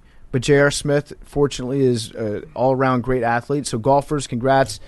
You are tough. You are tough now that J.R. Smith is one of you. Golf hardos on the internet are probably the biggest group of hardos, and there's people being like, oh, J.R. Smith sucks because he's like 18 over, and it's like he is playing D1 golf. And it's his... And he's never played. He's playing, for like, he's taking it serious for the first time, like, ever. And he got stung by bees. Wait, he shot a 90? That's like incredible. That's really good for like Hank and I, but like I feel like D1 golfers. Oh, you're a golf hardo. What do you mean? Yeah, you just did that. You just did what Hank was saying. I think it was like 83-78 in like his first two rounds, but it was like That's it incredible. was 18 78? over the course. Yeah, that's what I'm saying. Like That's incredible. it's good 90's golf great. scores. I'll take a 90. Yeah, but you're saying that that's terrible for... It wasn't a 90. It was better than a 90. It was better. Yeah, Yeah, it probably I is think bad. Hank just invented the 90. Because I'm pretty No, sure that... No, I Okay. said 90. Well, he said 18 over, so I said 90. 18 But over over the for course of the tournament. Two tournaments. Yeah. So he two- shot two- in the yeah. 70s, and then he shot in the 80s. Got it. And he got stung I mean, by 90 bees. is incredible. I can't... I would kill for 90. If I get stung by bees, I go home and lay down for Yes. the rest of the day. Bees are the worst. I Jake, go to the hospital. if you got stung by bees... Are you allergic, Jake? Yes. Not that I know of. Yeah. Have you never been stung? You're 100% allergic. I think I've gotten stung by one before. You definitely haven't man. gotten stung if you still think it's like got bit by a bee. Yeah, I don't know. Doesn't smoke make bees docile, though? I think so. J.R. Smith. Just smoke them out. Hey, bees, you want the pipe? Yep. No, that was a different pipe. Yeah. Yeah. Not the smoking pipe. Hank, you looking it up? Yeah, it was 83 and then a 78. I don't know what he shot today, but that's 12 over and 7 over. Got it. I mean, Pretty that's- good. Yeah, I That's would, what I'm I would saying. take the 90. Those I'd are take the 90. those are really good scores, and there's golf hardos being like Give me the J.R. 90. J.R. Smith shouldn't even be out there competing. He's only competing because of his name. And No, shit. I'm rooting for J.R. Smith. All right, my hot seat is all of us because we're living in a complete simulation. If you have missed anything, our colleague White Sox Dave friend of mine for a very long time, diehard White Sox fan. He's basically owned, outside of Jon Gruden, owned the internet the last couple days because he went up to John Cusack outside of the White Sox game 3 and accused John Cusack of rooting for both the Cubs and the White Sox, which he does, which is bullshit. White Sox Dave then got... And this is something that White Sox Dave had been saying online he's for got a years. banned list. So when he saw Yes. John Cusack, he took the opportunity to go tell him what he's been saying online for a long time. And the story, too, is John Cusack, like, he will call up and ask for the best possible tickets whenever either team is in the playoffs. And it's like, that's, you can't do that. I agree with this premise, by the way. If you are a diehard fan of one team from your hometown, you can't be a diehard fan of the equal and opposite team from that hometown. Right. You don't see Mets-Yankees fans walking around. That just doesn't exist. What are you going to say, Billy? You can kind of root for the Giants if you're a Jet You can't, fan. Or no, Jets. you can't. No. But like if it's an out of league game. No, I So don't like think when the you can- Giants were playing the Washington football team, I could kind of be like, okay, I'll root for the Giants. But even that is like You just not, can't, like, that's wear not being the a gear. fan. Yeah, that's not being a fan. I have a game-to-game switch that I put on. Like, if I'm watching a team on national television, even before I started gambling on football, I'd be watching a game, and I'd be like, yeah, you know what? I hope the Cardinals win this game. Right. Just because like, you develop mini crushes on teams. Right. The perfect example, Saturday night, if you're Vol, don't listen to the next thing I'm about to say. Saturday night, Vol for life, because I won 2 national championships at Tennessee. Oh, that's awesome. Yeah. Thanks, Peyton. I'll be wearing a Tennessee sweatshirt. I'm not a Tennessee fan. Like, I'm not... It doesn't, you know what I mean? Like, I'm not walking away from it being like, win or lose, oh, fuck. You want certain teams to win games. that game. But you I don't, can't- it doesn't affect me. if Like, you're- if Wisconsin plays Tennessee, there's not a question. Yeah, if you're John Cusack and you grew up in Chicago, he grew up in Chicago, Yeah. right? So he grew up like, I don't know, like bleeding the Sears Tower and nutting mustard. He's a guy that should only be able to pick one of those two teams. Correct. And he picked both. And then after the Yeah, this is the interaction, part, so the yeah. video went viral, or like viral-ish, in the Barstool world, but then it actually kind of took on a life of its own. John Cusack, after the game, which the White Sox won, this was after we recorded, so I was Yes. I was keeping up on this like as I was editing, and John Cusack probably sent, I don't know, 40 tweets just 20 going at White Sox Dave. 24 hours of just tweeting nonstop. Yeah, just he was heated. There was people taking his side, people against him, and he was just replying to them all, calling what do you call White Sox Dave? A foul little boy. Foul little boy. His insults for White Sox Dave are like on That's a clean brand shot. and just so Yeah. funny. He also used He the said he phrase had like shitty breath. He also used the phrase self phone, Yep. which really confused everything. Yep. Yeah, it wasn't cell phone, It was and self. it wasn't self own. Yeah. It was self phone. Phone. I was going to say, me and Hank, as both bad grammar guys, I couldn't read like half of his Yeah, no, tweets. he's- like the way he's that he types off. is unbelievable. And I love High Fidelity as a movie, so I just want to say that. Separate the art from the artist. Yeah, the another- art, fuck him. The artist, the artist, fuck him. The art, great. Another thing where it's like the people on the internet are just way too harsh. There's people being like John Cusack's a nobody, he hasn't been a good actor. He's in awesome movies. Like Yes. if you fancied yourself an actor and you had his career, like you had a successful career. I'll put it this way: The Man was in Con Air. Right. Yes. Best movie ever made. Yes. So anyway, all of us, we're all in a simulation because not only is John Cusack fighting with White Sox Dave, now Edward Snowden has chimed in, and I'm scared for all of our lives. And the whole thing is just so hilariously barstool and ridiculous. Like, there's people who are actually mad at White Sox Dave and saying that he's a mouth breather and all this shit. It's like, dude, it's a ban list. Vanna White is on the list because they had an insult question on Wheel of Fortune. Vanna White doesn't make the questions. He put Vanna White. He has the weather on there. He bans someone both in this life and the afterlife. If you read that list and you think it's real, like you think it's actually like this guy's actually telling people they can't root for the White Sox, your brain is rotted. Well, also- and I guess John Cusack is in that case. Domino's Pizza. was on Domino's the list too. Pizza. But in the case of John Cusack, I They think didn't deliver a pizza to a girl that White Sox Dave like That's what the list is. Yeah. Sims for. in the case of John Cusack, I actually think that White Sox Dave is trying to say you're not allowed to root for both teams, which I Yes. agree with, by the way. Yes. But yeah, But it's also like John Cusack also knew who White Sox Dave was. You could see it when he walked up and was like, "You're on my ban list." He knew. Yeah, he so knew right away. John Cusack, I think he spends a lot of time online. A lot. I was blocked by John Cusack when I looked on Sunday night. Wow, I think that he blocked everybody that White Sox Dave follows. interesting. I still got access. Yeah. He also tagged the tag teaming, like the fact that it was him and Patricia Arquette. Oh, it's incredible. It was like his the whole partner. thing makes no sense, and it's absurd, and it's fantastic. I tried to correct Patricia Arquette's grammar because she used the wrong "your," which is a big pet peeve of mine. Right. And so I replied to her, and then she wrote back, "Yes, thank you for pointing that out. Dyslexia is in my bio." Oh no! Tried to dyslexia. You got ableist. She tried to dyslexia shame me. I felt bad for a second. I clicked on her bio. She doesn't have dyslexic in her bio. She rickrolled you. She did. Well, Yeah. you can't. I think that she's appropriating dyslexic culture by telling people she's dyslexic when the rules clearly state that you have to say that you're dyslexic in your bio. Yes. I saw a tweet Big Cat. Do you know if is he really going on Rogan? Who? White Sox Dave. No. All right, that's what I. Well, Carl said, "I don't listen." You're talking about how we're living in a simulation. I didn't believe it, but also when I saw it, I had to weigh out the options. They're talking about once Edward Snowden gets involved. That's true. Yeah. Okay, Rogan becomes a lot more believable. You're right. I'm on whatever side Edward Snowden's on. Yeah, you're actually right that then does change it a little bit, but no, that would really be the end of times. White Sox Dave was getting interviewed on Joe Rogan. All right, my cool throne is Brian Laundrie for now because dog has an injured ankle. Just one or both sprained? Maybe both. Very, very severe sprain, almost a break. What? I was going to put him on my hot seat. Oh, who? Dog. No, Brian Laundrie's temporarily cool. It's all how you frame the story. Nah, dude. What do you mean? I think that was kind of chicken shit. Okay, Billy? cut his mic. Jake, what's your hot seat cool throne? My hot seat is Chipper Jones. Yeah. He was sitting behind the plate in the Braves-Brewers game and just dropped a foul ball. So, Yeah. past his prime, I guess. Yes. Yes. And then my cool throne. I like the Braves, by the way. Yeah. I think Up I think 2-1. I think I'm rooting. I have a little crush on the Braves. Got it. This postseason. I'm just still rooting for Chris Bryant, Kyle Schwarber, and Jock Peterson's bat. My Yep. cool throne Jocktober. Yeah. is Zach Hampel. Yes. You guys call him foul ball guy, but last night he is home run guy.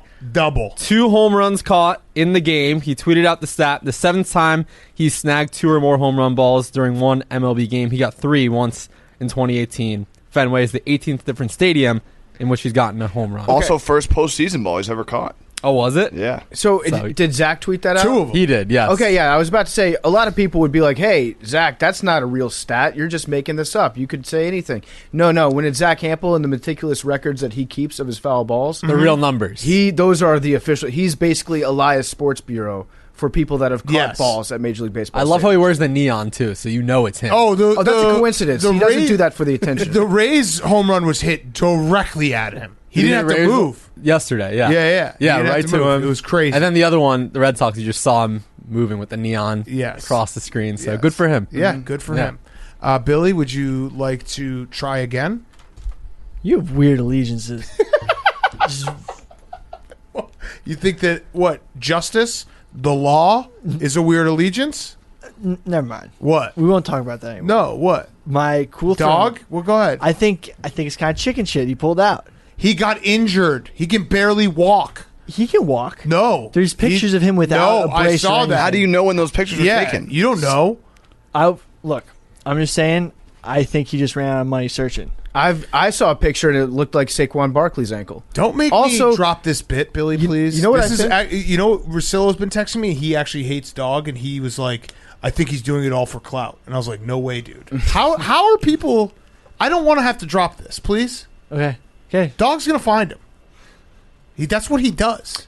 Dog hunts people. I actually think it's a Takes him down. possibility that dog went down to Florida, found him, Yeah. and then choked him out. Yeah. Strangled him, put him in the swamp. No, and that then garden. He's The swamp. No, swamp. No, listen. He put him in People- the swamp. People think that Brian Laundrie's living in a bunker in his parents' garden. Yeah. Okay, but is that in Florida? Yes. Okay, well, whatever happened, dog showed up, found the kid, choked him to death, sprained his ankle during the melee, Zip tied him. but dog got the best of him, threw him into the swamp. He's gator food now. Now dog leaves town, and he's like, sorry, got an am spray, got a little tweaked ankle. You know how it goes, bruv. Yeah. And so everyone's like, yeah, we get it, dog. I guess you're kind of a pussy now. And meanwhile, Dog doesn't even have to tell everybody, but he gets to live the rest of his life justice. knowing that justice has been served. He took the handkerchief off of Brian Laundrie's body and he sniffs it every now and then just to get that high of killing a man. Yep. So don't make us drop this. I got really excited. If he goes back, he'll be back, bro. If he goes back, if he's just taking a break, He'll be back. but if he When his ankle gets better, and it might take a few years, he'll be back. And guess what? If Brian Laundrie gets caught right now, it's because Dog smoked him out. So that's an assist. Fact.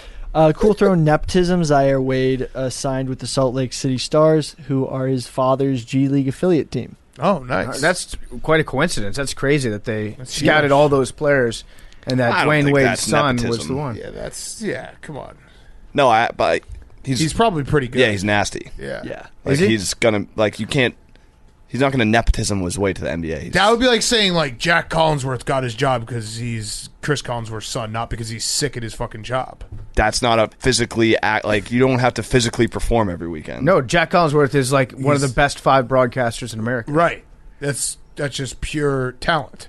Also, Cool Throne rule changes. Deuce Gruden got his job on pure talent too. Yeah, Don't well, even he's think he's about a that. Don't you powerlifting guys? champion. I feel like this room is turning on me and PFT. I don't he's a like it. powerlifting First you come champion. for Dog, now you come for Deuce Gruden. Yep. Deuce is a powerlifting This is champion. bullshit. Belarus. If it wasn't for Sir. nepotism, we never would have caught Saddam Hussein. Fact. That is a fact. Nepotism contributes many great things. Jesus Christ was a great example of nepotism. Oh, he just happened to be God's son. Oh, you think he became savior based on his merits? Mm-hmm. Yeah, he actually did, and also nepotism. Mm-hmm. Okay, carry on. I'm good. You sure, bro? You want to go with Christ real quick? Maybe? I'm Maybe scraping go the with bottom of Christ? the barrel. You want to go on with these Christ hot real quick? You want me? You go with Christ. Do you want me to do another Smoke one? ice? So in the Atlantic League, they're putting in a new rule change. I just had a where they great can idea, by the steal way, first for base. an alternate broadcast to the Manning cast. It's Jay and Jon Gruden and Deuce, Oh. and they're just watching Chappelle's show and laughing a little too hard at the Yeah. jokes. Laughing, yeah. Also, This is fuck ESPN. They're just pretending like he wasn't an employee there for like 10 years. That is true. That is true. He was. Just want to throw that out there. Yeah. What? 2017? What Yeah, so- happened? Any shows get canceled? He that was year? there in 2017. Yes. Yep, just want to double check that. Have you, All right. Big Cat? Have you ever?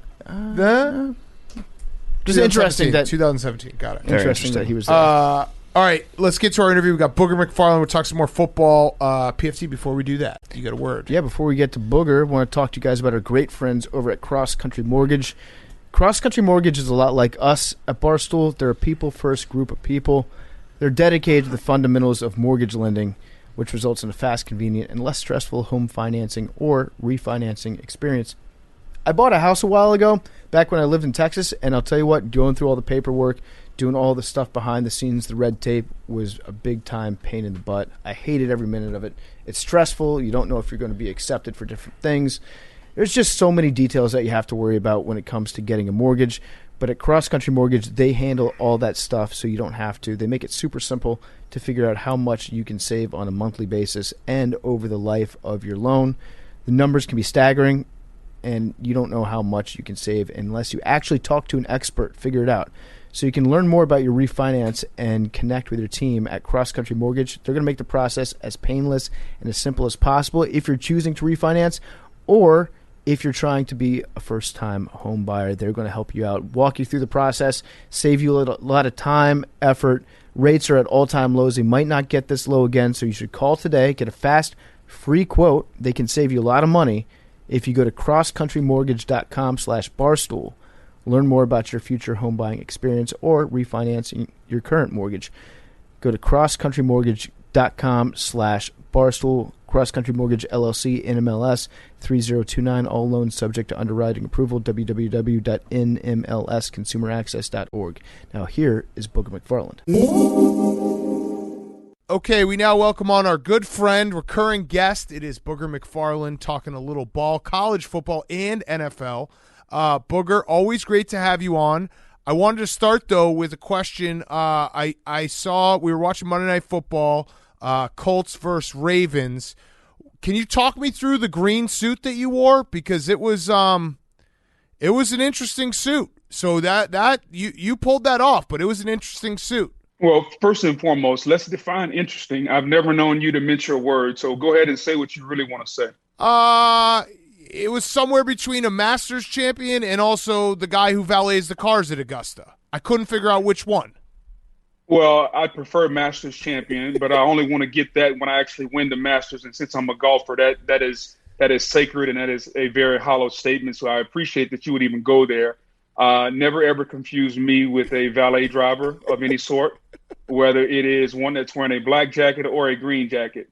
I wouldn't expect you to know fashion, okay? So last night was really about fashion and about me being able to make a statement. Sure, I could continue to wear your normal gray, black, brown suit. But listen, who wants to watch that? Who wants to look on the screen and see a nice-looking brother in a suit that just blends into the set? Sometimes you try to make a fashion statement and let America know that, guess what? Boog's got a little fashion, too. I've graduated from the guy that used to wear 34 Huskies in the 5th grade, okay? So things are a little different now. Okay. All right, so that's fair. I mean, I like the bold choice because you know what? I'm talking about it right now. It was a memorable thing. When they went to halftime, I was like, whoa. Booger went for it. He went for it. Booger can pull it off. I would like to see Adam Schefter show up in like an orange suit one time. You think he even has that in his closet? You think he's got anything? He probably just has one suit and it's the same suit, just like 10 different pairs of it. I would agree. I think Schefter probably has 54 blue and black suits, and he just kind of mixes them up. And when he wants to spice it up, he goes with a little gray. Yeah. Sometimes like a funky red tie. Yes. My tie has a stripe on it. Yes. Allow the tie to accentuate everything. Tie in the pocket square. Yep. All right, so let's talk NFL first, and we'll do some college football. The big story coming out of Week 5 in terms of teams here, are the Kansas City Chiefs broken, and what's your level of concern on how bad they are at defense, and can they put this back together? Are they broken? Yes, they're broken right now. Is it fixable? Yes. Is it going to take a while? Absolutely. So let's kind of break that down a little bit. I think the quarterback's not playing well, and we can make excuses for the reasons why, but the bottom line is, he's a $500 million quarterback who's not taking care of the football. He's already thrown as many interceptions this year as he did all of last year. So I think he's got to take care and value the ball a little bit better. I think he's become a little bit enamored with some of the magical things that we've seen him do, i.e. the no-look passes, leaving the pocket, throwing off of 1 foot. Sometimes the simplest thing to do is just to look at the guy and throw it to him. And I think Patrick Mahomes, and he'll tell you himself, he's fallen victim to the da-na-da, that type of play. And so he's got to get back to just playing good, solid football. Tyreek Hill, Travis Kelce, those guys are two of the best at their position. I think they'll be fine. They put a lot of money in this offensive line. The offensive line will be really, really cool. I think they'll be fine. Their defense is absolutely poo-poo. So, yeah, okay? Let me ask you a quick follow-up on their defense because I should have said this to begin with.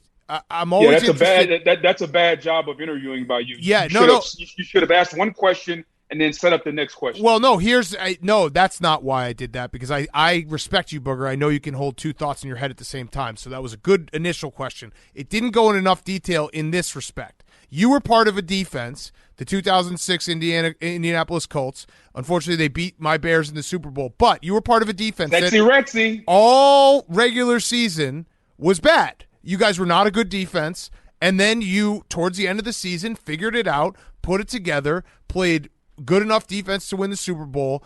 Is that something that can be replicated, or is it like that was a once in a million, the defense was just, it needed everything to get better, and then it got better all of a sudden? Or can the Chiefs do that? I don't think they can, but can they? Someone who's actually seen it firsthand, a team kind of flip the switch defensively. Well, I give them a better opportunity than we did. So we didn't really change a lot. Once I got traded to Indianapolis, that was kind of the personnel that we had, and we just had to get better. People would often ask Tony Dungy, hey, what are you going to do to fix the defense? And he simply said, hey, nothing. Guys got to do their job. Like, we're professionals. Guys got to go out and actually do their job better. And, thankful for the people in Indianapolis, we did that. Defensive football, Big Cat, is not necessarily about like X's and O's. Playing defense is about hustle, it's about effort, and it's about hitting people. Like, as long as 11 people are doing that, we can stop people. It really doesn't matter from a scheme standpoint, having a great scheme. It's about relentless effort and flying to the ball. Prime example, look at the Cowboys. What's really different with the Cowboys this year other than Micah Parsons? It's the same dudes. Like, it's the same guys. You change the coordinator, and all Dan Quinn has done is really simple. Hey, guys, we're going to play with relentless effort, okay? Run to the ball, hit somebody, make something happen, and play to the whistle, i.e. let everybody do their job. Now, you bring it back to the Chiefs. I think they can do it and do it at a higher level because if you look at the other night, Chris Jones didn't play. Frank Clark is coming off of an injury. They're missing, I think it's Travarius Ward, one of their corners. So all their pieces are not there yet. And so when all their pieces get back, Spagnuolo is always going to be a risk taker on defense. So they're never going to be the Baltimore Ravens or the Buccaneers. They're going to be a team that gives up some plays, but they're going to make some also. The problem is right now they're not making any plays, turnovers, pick sixes, sacks. They're not doing it. Like, they only have like 6 sacks on the year. That's terrible when you have 2 guys that are making $20 million up front in Frank Clark and Chris Jones. So I think they can get it done. It's going to take a while. First and foremost, they got to get healthy. If they do that, I do think that they can make a run, but they are a bad football team right now. Yeah, on the defensive side, it's interesting that Big Cat brought up that Colts team because they had a safety, Bob Sanders, right? That flipped that switch. He's similar to the Honey Badger in a lot of ways in that they're always around the football. I think Tyrann Mathieu, he's faster, I think, overall. Yep. He's better in coverage, but they still have that knack for getting to the football, causing a lot of fumbles, picking up a fumble, taking it back. There are elements that definitely match up with those two teams. And as far as Patrick Mahomes goes, I think what you're touching on, we've been saying this, we've kind of been squatting on this take for the last 2 years. He gets too cute with it sometimes. Yes. Cute. I love that saying that he gets too cute.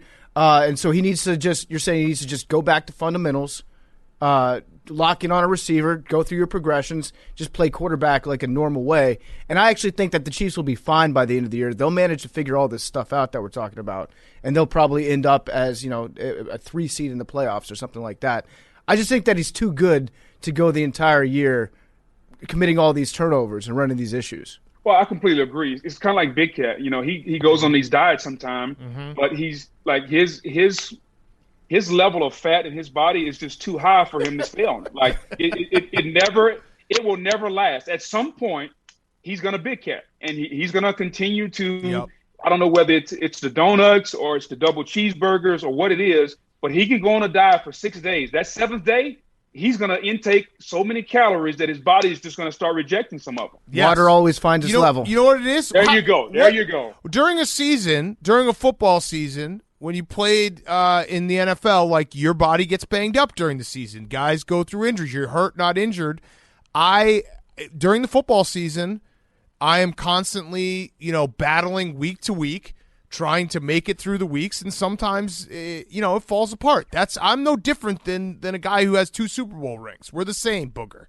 Oh, there's nothing about us except we both have 2 arms and 2 legs that's the same. Other than that, that is it, my friend. No, we're the same. Boog, I have a question for you because I got YouTube algorithm last week where they just force a video down my throat, and the one that popped up was the old Monday Night Football game of the Colts and the Bucks, the one where you were on the Bucks at the time, and the Colts got out to the Colts had a massive deficit in the fourth quarter. I think it was the biggest fourth quarter comeback in the history of Monday Night Football. And it went to overtime. They had that missed field goal followed up by the doink that went in with Vanderjagt. You were on that field goal block team when they called, was it Simeon Rice for leaping? Yeah, I think so, yeah. Do you remember going back and watching? Do you know what the refs called in that game? Is that an actual penalty to jump in the air? No, I don't think the penalty, first of all, thanks for bringing that up. I somehow forgotten about all-time all that, bad defensive performance. Mm-hmm. Yeah, I wouldn't quite go that far. All-time choke job. Yeah, okay. I can think of a couple more. Well, okay, I'm not even going to go there. I've never choked that bad on Monday Night Football. Okay, I get your point, all right? Yep. It's one of those calls, man, where I think when they called it in the moment, we were like, huh, what? Is that a penalty? And then when you go back and you open the rule book and you turn to page 179 and you look under -4, there it is. Like, it's one of those rules nobody ever knows, nobody ever looks up. And it's very similar to the double punt the other night. Remember, I forget what game that was. Was it Thursday Night Football where there was a double punt and nobody knew the rules? Yep. Very similar to that. Yeah, it was just kind of an embarrassing moment for you personally, I would have to imagine. Yes. How much were you guys up by? I think we were up 31. Maybe it's 30, 35 or 31. It was like 30, 35-3, 31-3, something like that. Wow. And you lost? Well, Peyton Manning was on the other side. Oh, okay. Can I talk quarterbacks real quick? So we got absolutely. So let's take out Brady. Let's take out Mahomes, Rodgers, and say Josh Allen. Who's the quarterback you think is playing the best right this second that you take on your team? Justin Herbert. There it is. I don't think it's close. And I said this the other day, guys, and you tell me if you guys buy into this.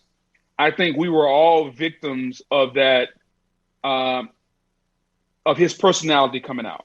Remember when he came out of the draft, everyone said, well, he wasn't a captain. He wasn't a leader. He was kind of an introvert. He didn't talk a lot. He wanted to go back to Eugene and play another year. Because remember, he didn't come out early. Yeah.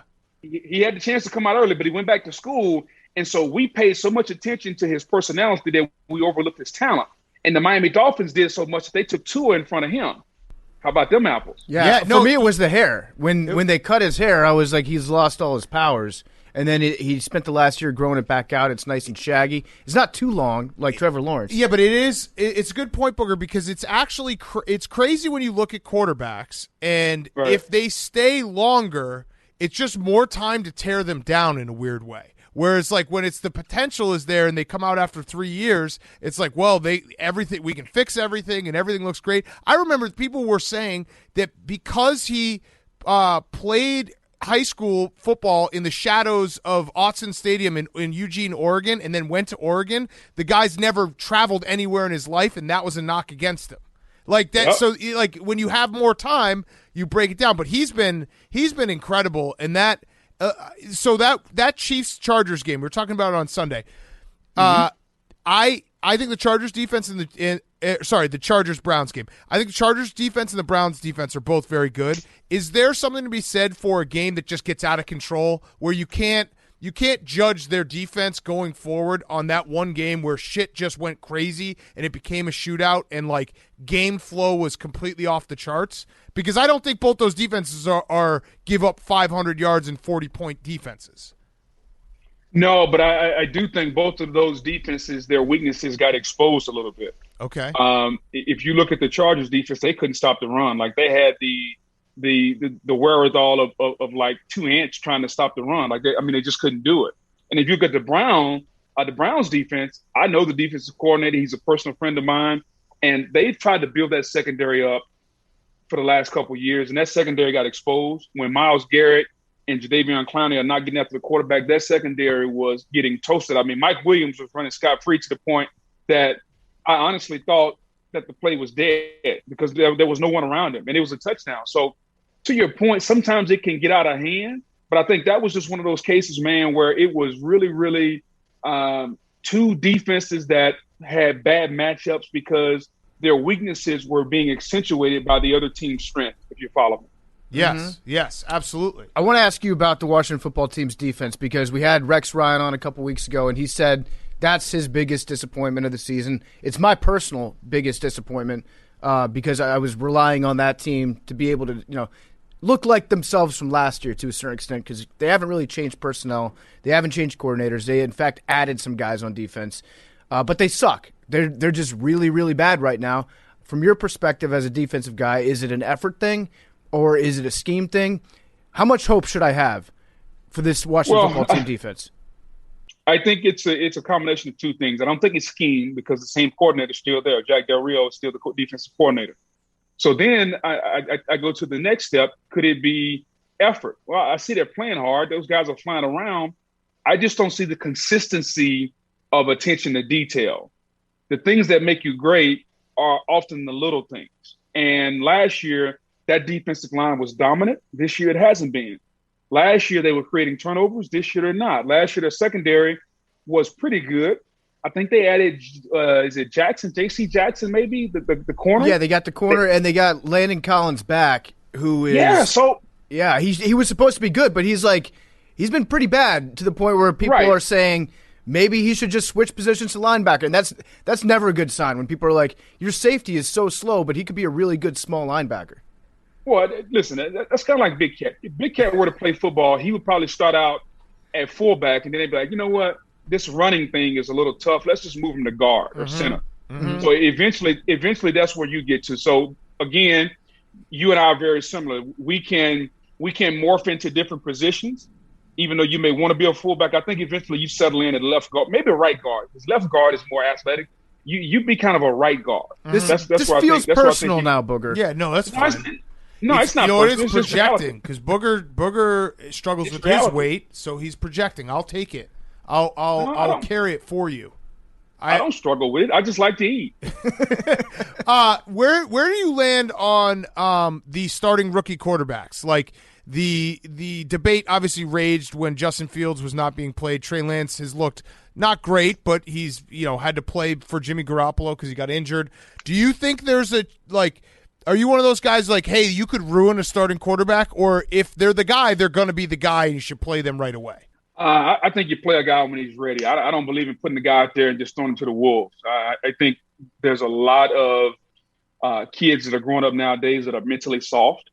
And if you run into a mentally soft quarterback, yeah, maybe you could not necessarily ruin them, but you will get them in a bad mental state or a bad frame of mind.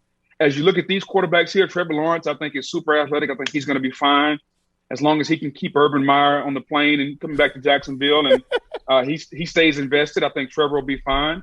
Zach Wilson, his talent is really, really, really, really off the charts. He can make all the throws. I just think he's got to get used to doing the simple things. Like he's got to get used to coming to work, taking the time card, clocking in, and going to work. Like he doesn't need to come to work with the shades on and the designer jacket. He just got to get used to doing the small things, and if he does that, I think he'll be good.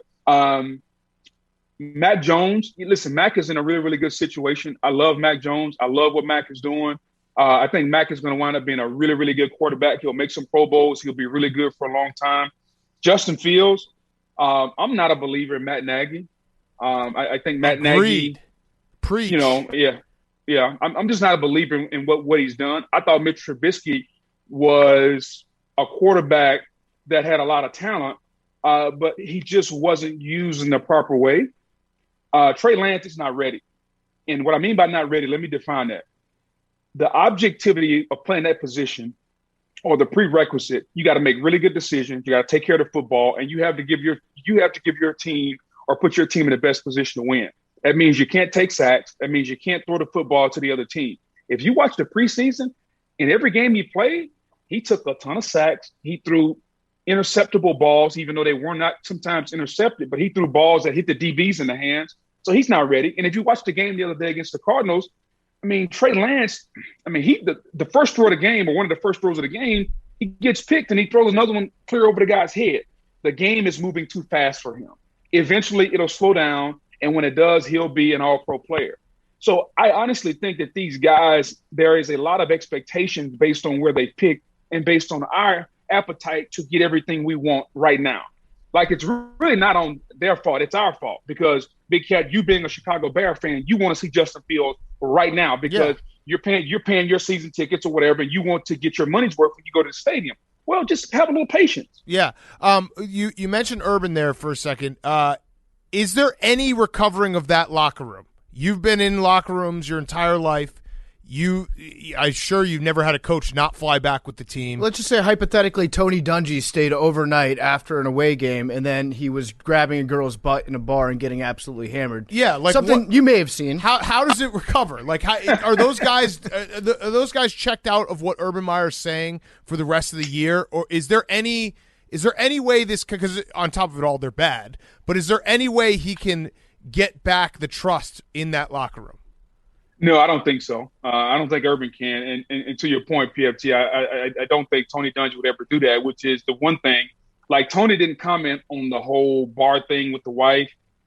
Tony's biggest thing was, he's like, that's between you and your wife. Tony's biggest thing was, as a coach, you left your team. Yeah. Like, this whole thing about teamwork and I'm the guy up front, I'm the leader. Like, you literally got off the plane and says, all right, guys, we lost a heartbreaker. hey, I'll catch you guys on the other side. Like, that's just something you don't see people do. Yeah. And that's something as a player, my coach, here's the thing. Here's what's crazy. Not only did you leave us, you went to the bar and you got a female that's not your wife and she's twerking on you and you're like having a great time. Okay? So the very thing that you would probably get upset if we did late at night or somebody caught us in a very compromising position, here you are as a grown man married with adult daughters, you are in there and we still don't know where his right hand was. Like, nobody still knows where that right hand is. I've watched the tape. Like we don't. I've watched the tape. It was in some places. It was doing a little RPO. I'll put it that way. Come on, like, this is part of my take. I need a little bit more than that. It was somewhere between the butthole and the vagina. It was in the gooch. Yeah. Well, listen, you said it. I'm glad you watched the tape. I didn't see it. I'll go back and look at the tape a little bit more in detail and see if I can see that. But at the end of the day, guys, as a head coach, you just can't do that. That's the only thing I'll say. You just can't do that. Yeah, they might leave him in London. I think that would be the best possible outcome for everybody. Just don't allow him on the plane. Have him go out to the pub, have a couple pints with some birds over there. Switching gears real quick to college football. You're an LSU guy. We're LSU guys. We love Coach O. I want to preface everything I'm about to say with the fact that I love Coach O. He's been very good to us on this show, and he won a national championship. You don't have to qualify. Just go ahead and say it. You can't take the national championship away from him. Is he going to get fired this weekend? No. I don't think he's going to get fired this weekend. I do think that the people – I'll put it this way, and I think this is the God-honest truth. I think that the people who make those decisions in Baton Rouge, their attention is so focused solely on every Saturday throughout the rest of the season. And that's not just with the outcome of the game. That's preparation. That's his press conferences. That's everything that involves LSU football. Because, guys, I'll tell you this. In the state of Louisiana, it's LSU football number one, and everything else is second. That includes the New Orleans Saints and the Pelicans, regardless of whether Zion is playing or not. It is LSU football and everything else. And so I think from a athletic standpoint, from a political standpoint, the entire state is focused on what happens and what goes on the next 6 or 7 Saturdays. And if that doesn't change, I don't have to tell you guys anything you don't know. Like, I think we all know what eventually, if it doesn't change, what's going to happen. Yeah.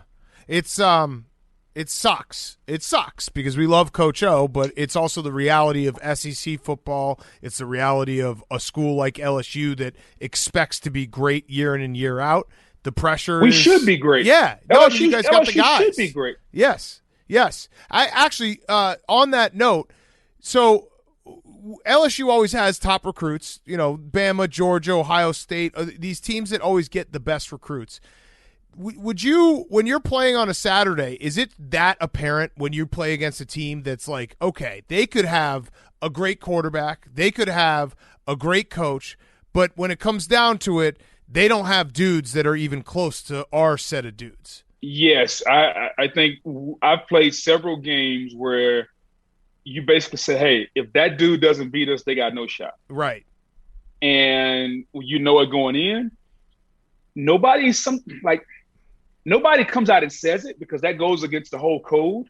Because, hey, we got to go out and we got to play one play at a time. All the coach speak, one play at a time, do your job, et cetera, et cetera. But I think in the back of everybody's mind, that if we're playing Wyoming and they have Josh Allen, hey, if Josh Allen can't beat us, the other 21 guys that are going to step on the field have no shot. Right.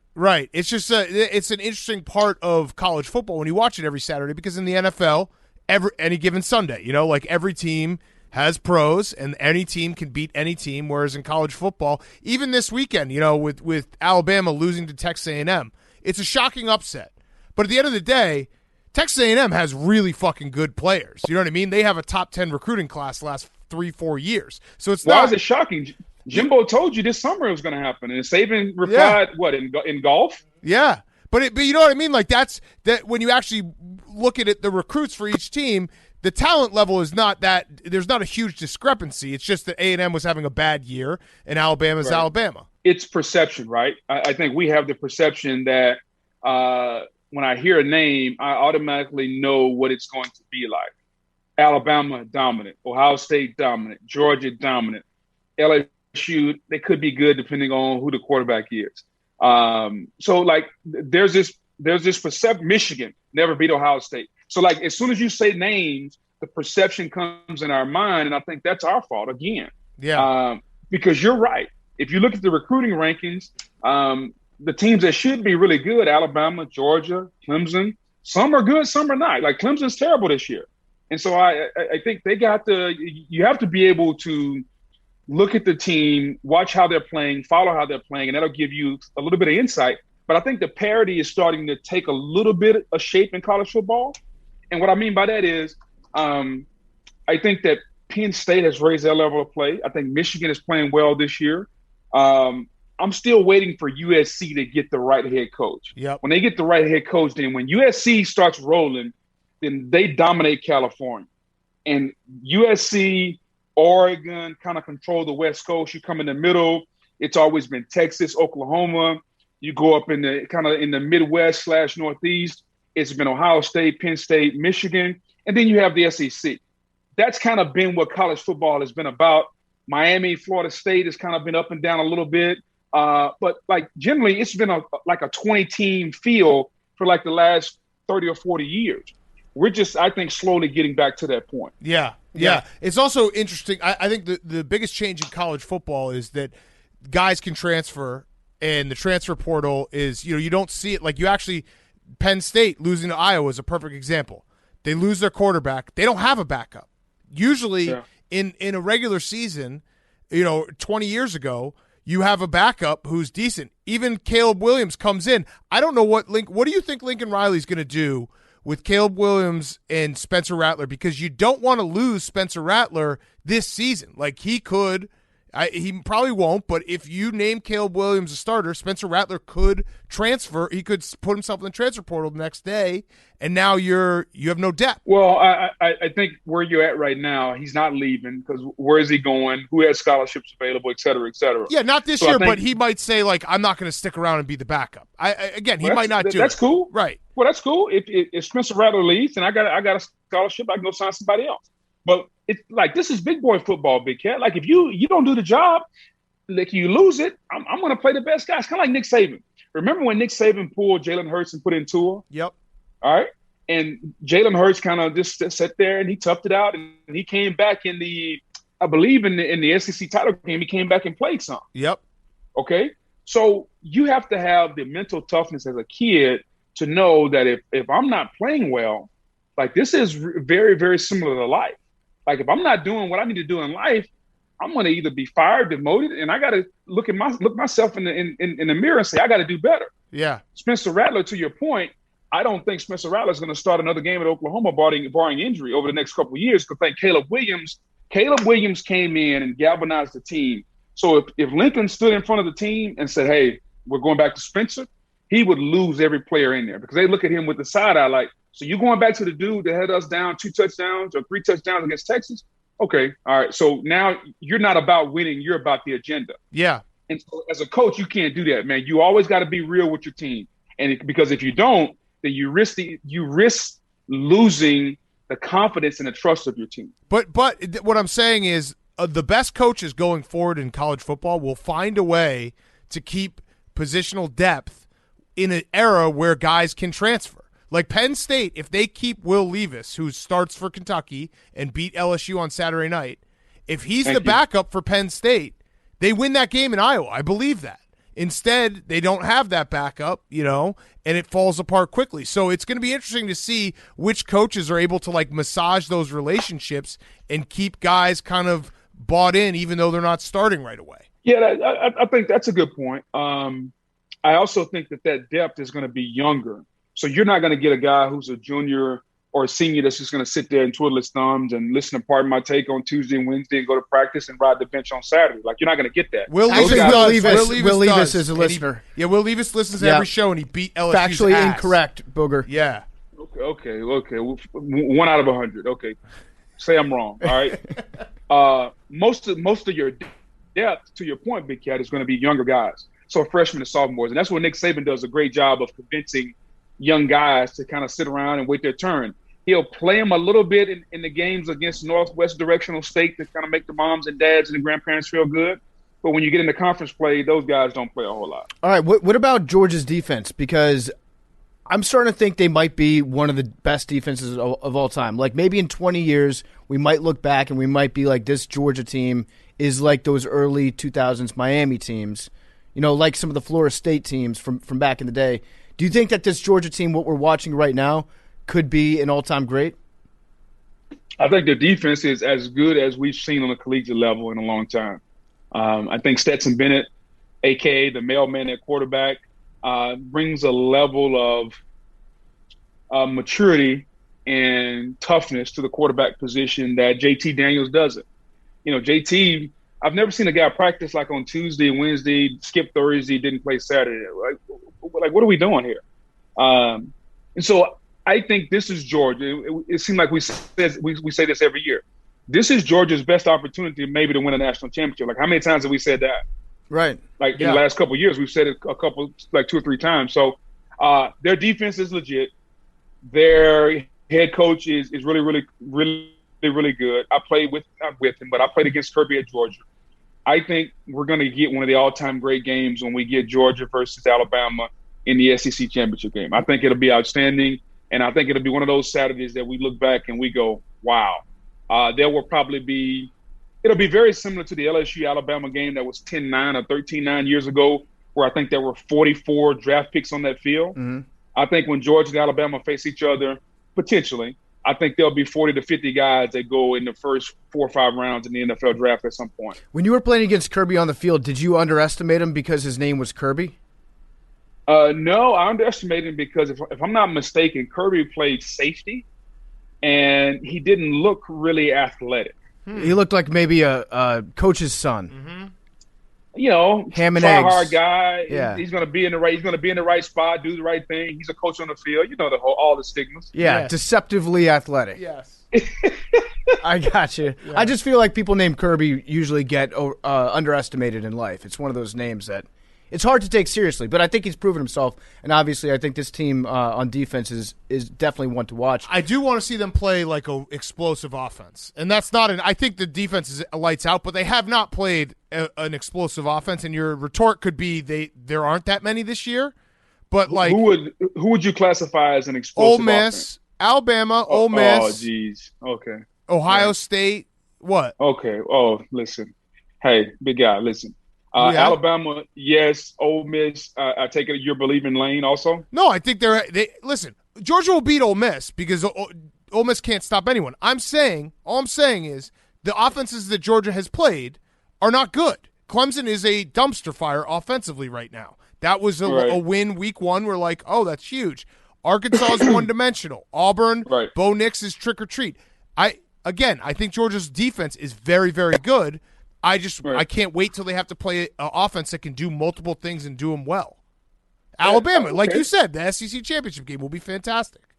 Yeah, that's fair. I would just rebut that by saying Ole Miss put up, 14 points against Alabama, and I think that Georgia's defense is a notch above Bama's. Yeah, no, I agree with you. It's less a knock on Georgia. It's more like I want to see what it looks like against a truly explosive offense, and then I'm ready to say this is an all-time defense from Georgia. You know what I mean? That's the last piece for me. Yeah, I got you.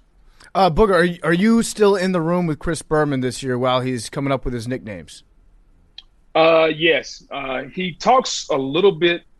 He doesn't talk out aloud as much about them, but we are in the room together. Okay, because I remember last year we did Jalen Hurts so good, and that you got that on the Air Force, which I appreciate. Yes. That was probably what do we have this year? That was teed up for him nicely.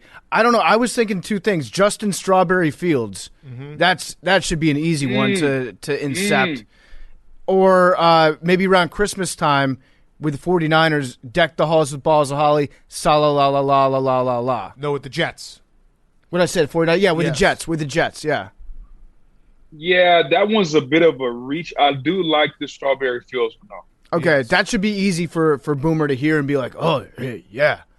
Did you hear the whoop that he let out the other night? I think it was last Monday night when he was doing the Washington football team game where he screamed and you could hear it echo off the far corner of the room. Yeah, if there were cobwebs in the corner of the studio, there weren't after that whoop. Yeah, Boomer is. I think Boomer gets a lot of pent up frustration throughout the week, and when he comes into the office on Sunday, he has to let a lot of that out because usually, once we do our show, he has to record several things for Sunday and Monday and all that, and so I just think he lets a lot of it out, and if you're in the way, you're going to hear it. Yeah. All right. I had one more NFL question. So give me you had a Super Bowl prediction preseason, but give it to me right now after Week 5. Week 5 Super Bowl prediction. I'm going to be a homer. I am going Tampa versus Buffalo. Okay. So you're not a believer in the Cardinals. There's an old saying, Big Cat, that you got to crawl before you walk. I think they're crawling right now. I don't know if they're ready to walk just yet. Got it. Is that a height comment about They are Kyler 5-0. Murray? Yeah. You calling him a baby? Yeah, okay. Well, I mean, listen, I get it. If you want to go by the Parcells thing that you are what your record says, okay, they're 5-0. They're the best. If I ask you this, you tell me this. They're 5-0. They have the best record. Are they the best team in football? No, I agree with you. Okay, on so that. don't tell me that they're 5-0. I just said Cardinals. We just shout out the Cardinals. People get upset because you don't shout out the Cardinals. Okay, I hear you. Yeah. What were you saying, PFT? I was just saying that it sounded like a height comment. Like you made a baby reference to Kyler Murray and Moore because they're shorter guys. I thought that was a little bit disrespectful as a short man. As a guy who is a 6-foot defensive tackle, I am with the short people. Trust me. Oh, okay. Okay. Yes. I am not. I was never one of the tallest guys. Me, Aaron Donald, Grady Jarrett, like we're among the short defensive tackle crew, and what I mean by that is none of us are 6'1" at all. Mm-hmm. I like that though. Being like guys like me and Aaron Donald, like maybe the best defensive player of all time. Right. We play the same position. Yeah. He just plays a little better. Did we want to ask? He trained with knives. You trained with forks and mac and cheese. Did spoons? Did we want to ask quick scouting report for what's going to happen with the Raiders this week because they're interim head coach? Right? Yeah. So I do. Are they going to? Is this they rally or is it things are going to fall apart quickly here? No, I do think they rally. Who do they have this week? Denver at Denver. Yeah, that'll be a slugfest. Rich Bisaccia, just really, really quick about him. He's a special teams coach, and what happens with your special teams coaches, they have to talk to offensive guys and defensive guys. So that's why they usually have a really, really good pulse of your team. So I think he'll have a really cool feel, a really good vibe when he walks into the meeting tomorrow about his team. He'll be able to rally the troops. I think this is the best thing for him. I don't think that having John in that locker room another day was going to be beneficial to anyone. I think there's a lot of soul searching that Mark Davis had to do before they came to that decision last night. And I think Bisaccia going forward, I think he'll do as good a job as you can do under the circumstances. Are they going to go 12-0 the rest of the season? No. But I guarantee you, the team will fight. The team will fly around. He's been wanting to be a coach for a long, long time. I can tell you that. All right. And I look for him to put his best foot forward. And just don't be surprised if this team rallies behind Rich Bisaccia.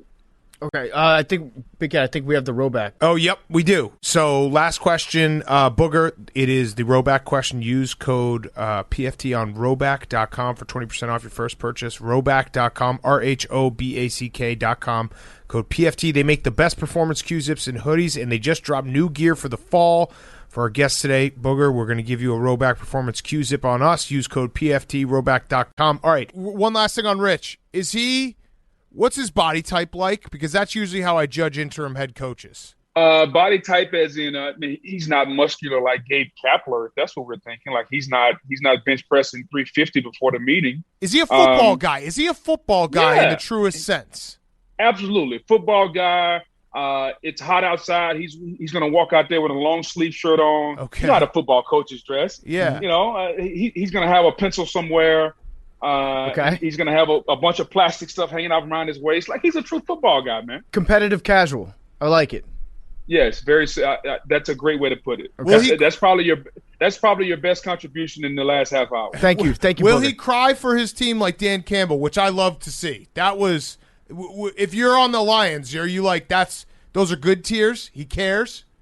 Yeah. So there's probably a couple of different camps that the team falls in. One, some guys be like, man, what in the hell is wrong with him? Like, what are you doing? And then you got the sentimental crowd that's like, hey, man, hey, our coach cares. We're like, I'll run through a wall for him. And then you got the other guys that are like, okay, I get it. I'm not sure if I'd cry about it, but okay, it's cool. So just depending on which camp you fall into, I think the players fall into one of those three camps. Okay. And Rich, would he cry if given the correct football situation? Because this is important stuff for betting. Like, when you get a chance at an interim head coach, it's very, very crucial to nail what type of personality they have and whether or not you're going to bet on their team. Here's what I'll say, and I think this will answer your question. If I had to go in a foxhole, and it's only me and about 4 or 5 people, and you told me I could go all around the NFL and pick from head coaches and assistant coaches, I'm taking Dan Campbell. Okay. All right. I'm taking Rich Bisaccia. Yep. I'm trying to go through the list. I'm taking Sean McDermott. Okay. I've got to get me a high energy guy. I'm getting Sean McVay. Hank is getting mad because you haven't said Bill Belichick. Not getting – what the hell is he going to do? He's a fucking Figure out a way to get you out. Yeah. Hank is His dad was in the more Navy. and more mad as you go down this list. Right, okay. And then lastly, let me see who I'm going to get. I got. What is fucking McDermott going to do? What about Andy Reid? Andy Reid. Andy Reid, or can I maybe say Matt Nagy and you have him run out so everyone sees the fire going one way and then you can sneak out the other way? No, so basically, you want Matt Nagy to kind of lay down some cover fire? Yeah, he runs out and then we just get out of the foxhole and retreat. Oh, no. I'm trying to think. Who else would it be? What about Urban Meyer? He'd be like, where the bitch is at? You know what? I'm not going to put Urban Meyer because Urban Meyer just gets sick and stay in the hole. I need somebody that's actually going to fight. Yes. Okay? Yes. Remember the O-line coach from Cleveland? The one that was on Hard Knocks? Bob Wiley. Yes, Bob Wiley. Okay. I need cover. I like that. Human warmth. He's also a magician and a pilot. So that's really – he's like a Swiss Army knife of an individual. Yeah. Yes. But back to the original point, Bisaccia would be in there because he's a tough SOB. I got to know him a long time. I know his son. He's a football guy through and through. The reason – I think people don't realize this, but the reason why him and John were so close is because he wasn't afraid to tell John, you're wrong. You're wrong. That's not right. You're wrong. And oftentimes when you have guys who are assistants, they just tell the head coach what they want to hear. And I think the respect factor that we all have for Rich is that he wasn't afraid to tell John when he was wrong. And John must have respected it because he was in Tampa with him and he also was in Las Vegas with him. Rich should have been the IT guy then. Yeah, he should. You needed could have used him to then. proofread all the emails. Mm-hmm. Well, listen, I think a lot of IT guys around America right now are working the next 24 hours scrubbing all kinds of servers and all kinds of stuff right now. Yeah, if you're an IT guy, now is the time to solicit bribes from people. All right, Booger, thank you so much. We appreciate it. Always enjoy our time with you. You're the best. Anytime, man. Y'all have a good one. Take it easy, buddy. See you, Booger. Thanks, Booger. Booger was brought to you by MeUndies. Are you afraid of the glow in the dark? Well, shield your eyes because the new MeUndies Halloween just dropped. They dropped dead. It's one collection that you don't want to ghost. It's this one with 5 new prints to turn up the terror. You should summon them before it's too late. I wear MeUndies every single day. I'm wearing pants. I've got MeUndies on. That's just a fact of the only underwear that I own anymore. It's the best decision I ever made to go all the way with MeUndies. You don't want to mix and match. You can try MeUndies. I guarantee you'll like them. In fact, they've got a pretty solid guarantee. But the fact is, once you get one pair, you're going to want your entire underwear drawer to be nothing but MeUndies. It's always a good dick day in MeUndies. Whether you're out running a killer or being abducted by aliens this Halloween, be comforted by the fact that your undies are sustainable and they're the softest in town. Their Halloween line has I See You, My Boo, Tricks and Treats, Lazy Bones, Lazy Pumpkin, available in undies, bralettes, socks, and loungewear in sizes extra small through 4XL.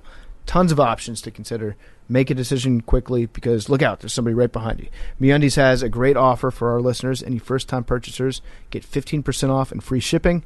If you're not satisfied, you can return them for a full refund within 45 days. 15% off your first order, free shipping, and 100% guarantee. Go to MeUndies.com/take. That's MeUndies.com/take. All right, let's wrap up. We've got we're putting the listeners on the hot seat because the Guys on Chicks question sucked, so we got to pick that up. We'll also bring back Guys on Checks, and we'll also have Blue Collar Jerry come in every now and then. So let's pick it up for our Wednesday segments. So instead, we're going to do a Wednesday reading on a Monday, or Monday reading on a Wednesday, because we had a superfan fight. Now, Billy is the expert on this because he wrote a blog about it, so we'll have Billy chime in. But let's hop into it. Should we hop into it? This is an awesome story. All right, so the article is Chiefs fans X Factor, Red Extreme, respond to fight inside Arrowhead caught on video. Okay, so there's one Chiefs super fan that I think most people have seen. Right. He's the guy that wears, I think it's a cheese head that's dyed red. Correct. And it says X Factor on it, named after Dante Hall. Yep, but which is electric. That should be the name of the Cordell Patterson Award. Yes, the X Factor. Yes. Yes. And we should give it in every sport. Yes. Yes, the X Factor. Yeah, politics. Yeah. News. You can give bounty hunting. I'd actually give it to the Iowa punter. He's the X Factor of the year. Yes. All right, here we go. Kansas City, Missouri. For the second home game in a row, fighting in the stands of, what's GEHA Field? I'm going to say Arrowhead Stadium. Arrowhead Stadium. It's GEHA Field at Arrowhead Stadium is all over social media, this time with an odd twist. 2 weeks ago, it was fans brawling at the Kansas City Chiefs took on the Los Angeles Chargers. This weekend, it was super fans squaring up early in the game against the Buffalo Bills. If you spent any time around the stadium on game day, you've likely heard at least one of the men involved. The man who calls himself the X Factor has been around for decades. In a Twitter video, he's seen getting knocked out by another superfan that the people in Section 129 know as Red Extreme. Now, I have a question just to start off. Are both these guys 129 guys? Because that's a big issue. It looks like it. I actually don't think that there should be more than one superfan at any given time for any given team. Correct. There is a superfan. There aren't two different superfans. There can be other superfans, but they have to know the hierarchy. There has to be a king. I wouldn't even call them superfans. I'd call them like turbo fans. Yeah. Superfan implies that you're number one turbo at the top. Fan's kind of cool. Turbofan is cool. Yeah, that's actually. I'd rather be a turbo fan. Turbofan is the king of the superfans. Yeah, fuck. But the point remains that there needs to be an established protocol of who's who. Yeah, it sounds to me like the other guy, Red Extreme, like that would be Mr. Red Extreme. Mr. Red Extreme. He doesn't sound like he's a super fan to me because they even said he's the king of that section. Right. But I knew who X Factor was going into this weekend. Yes. Yeah, you're right. So all right. They kicked me out of Arrowhead. First time ever X Factor's been kicked out. Notice here X Factor is actually speaking in the first person here. So I love that. That's third person. Third person. Yep. That is a true super fan thing to do. Mm-hmm. So he says, they kicked me out of Arrowhead. First time ever X Factor's been kicked out. Ty X Factor Roughton said during an interview Monday, this is reminiscent of when Superfan and Detroit Don got kicked out for standing and cheering on defense. Mm-hmm. You can't have that. The video of the X Factor. Can I just say I don't like the fact that they're dead naming him in this article. Don't break that wall for me. Yes. They should continually refer to him as X Factor. X Factor. I don't want to know his name. Yes. It's irrelevant. The video of the X Factor. Is it the X Factor or X Factor? I always just thought it was X Factor. Because now they're using it as the X Factor. Like it's proper. The video of the X Factor falling after an apparent punch has nearly 1 million views on Twitter. The X Factor explained what happened from his perspective and who was involved. He's my old apprentice. I actually made him famous. God damn it, this is so good. He's my old apprentice. He's the one who showed him the ropes of being a super fan. It's a tragic story. Isn't it? It's Rocky V. Yeah, exactly. Terrible. Come on. All right, he's my old apprentice. I actually made him famous. You know, gave him the name Red Extreme. I really had to dig deep for that one. All right, so I'm already the X Factor. XXX. The Chiefs, what they wear red.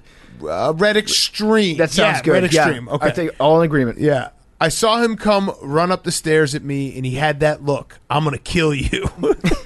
So I tried to grab his jersey to stop him and talk to him, but like the movie Friday, he deboed me. One punch and I saw stars. Then they took me to triage at Arrowhead, checked me out. I felt all right at the time, but then I didn't know I had broke my ribs. There should not be triage for these kinds of fights. Let's not act like you're on an nurse's office. Active battlefield. How many ribs does it sound like? Well, there's a plot twist in here. I don't know if it gets in this story, but Billy, that's why we have Billy. But I'm gonna say 5 ribs. 5 ribs feels like. It just doesn't feel like you should be going to a hospital. There should be a zoo set up. Yeah. For and they should have an actual vet. A vet should look at these guys. Red Extreme posted a 17-minute video message to his Facebook page following the incident. He blamed the X Factor for this. A cup of water was thrown and hit my wife in the back and splashed onto me. I've never in my life felt so bad about feeling so good because knocking that low-life son of a bitch out was the greatest feeling I've had in a long time. Holy shit, what a line. I got to read that again.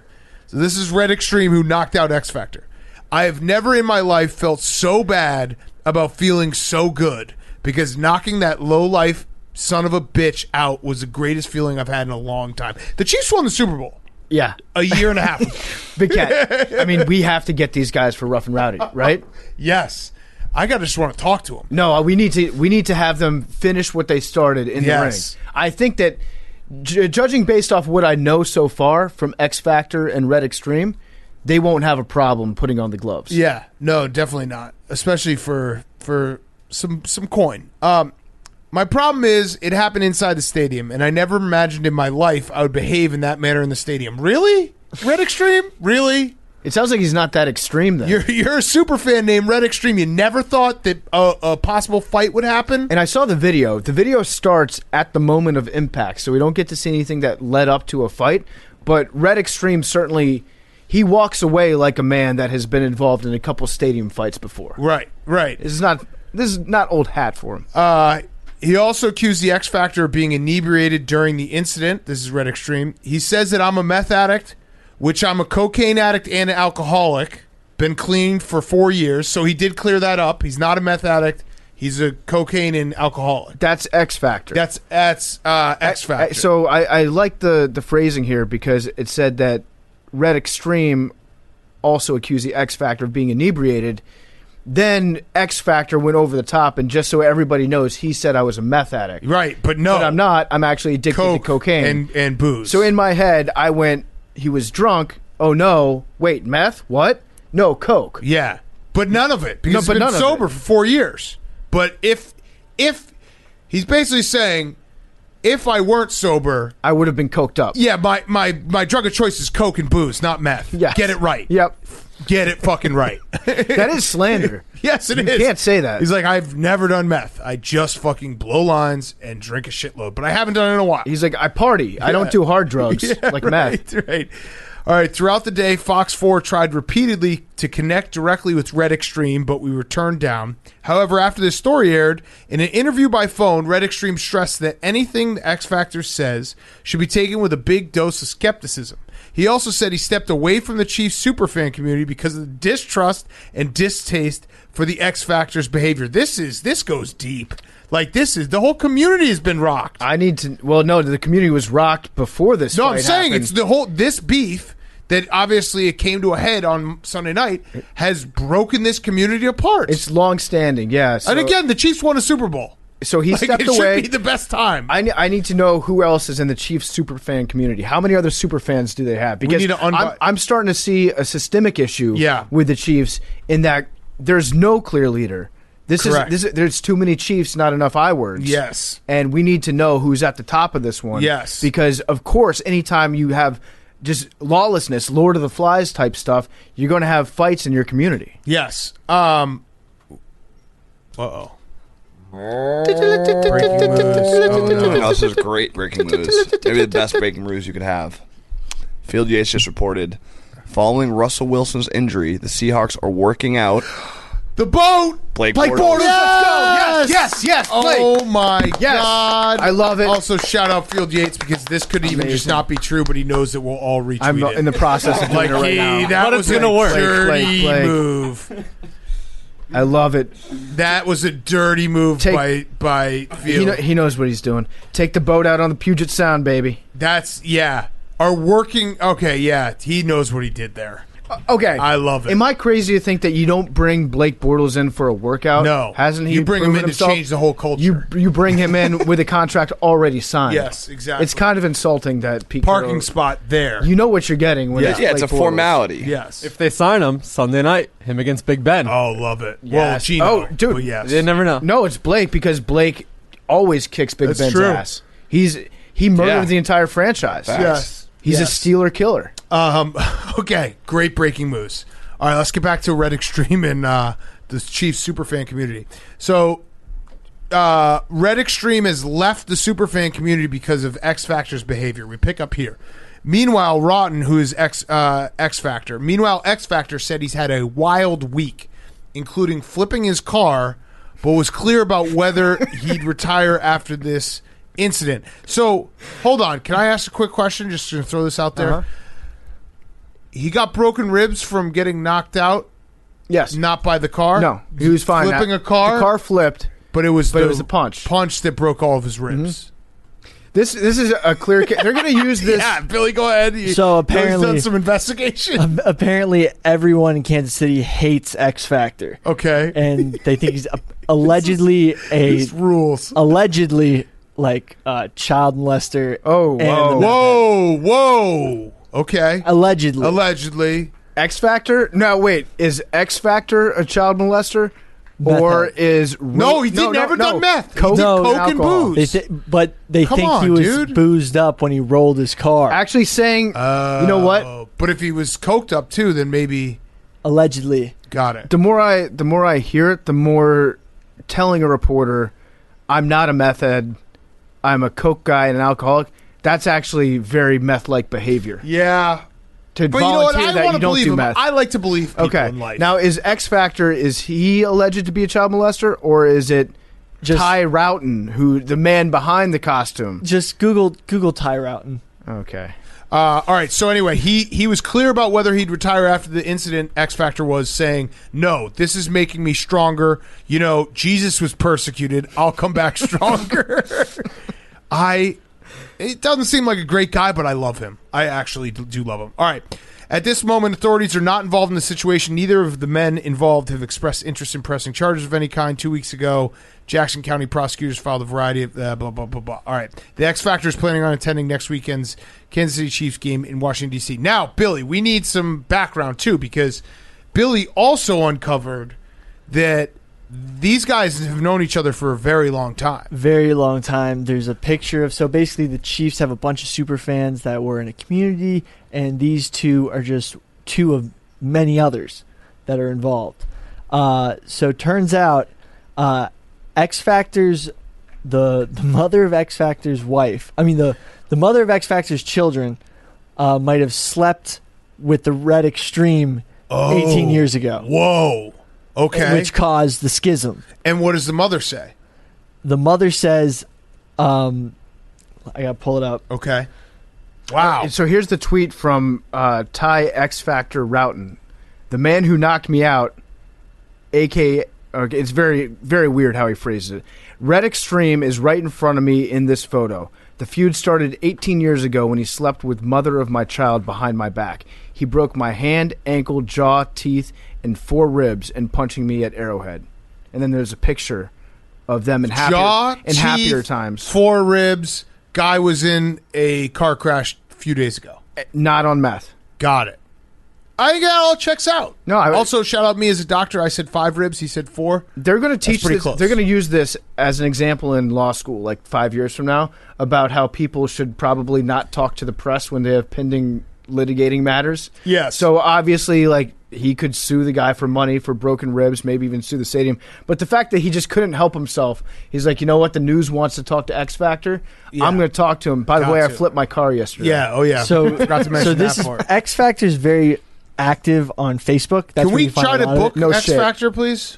He And goes- Red Extreme. Maybe Sneak Attack, where we get them both on the same time. Now, Well, don't tell him now. okay. Well, I mean, I don't think they're listeners.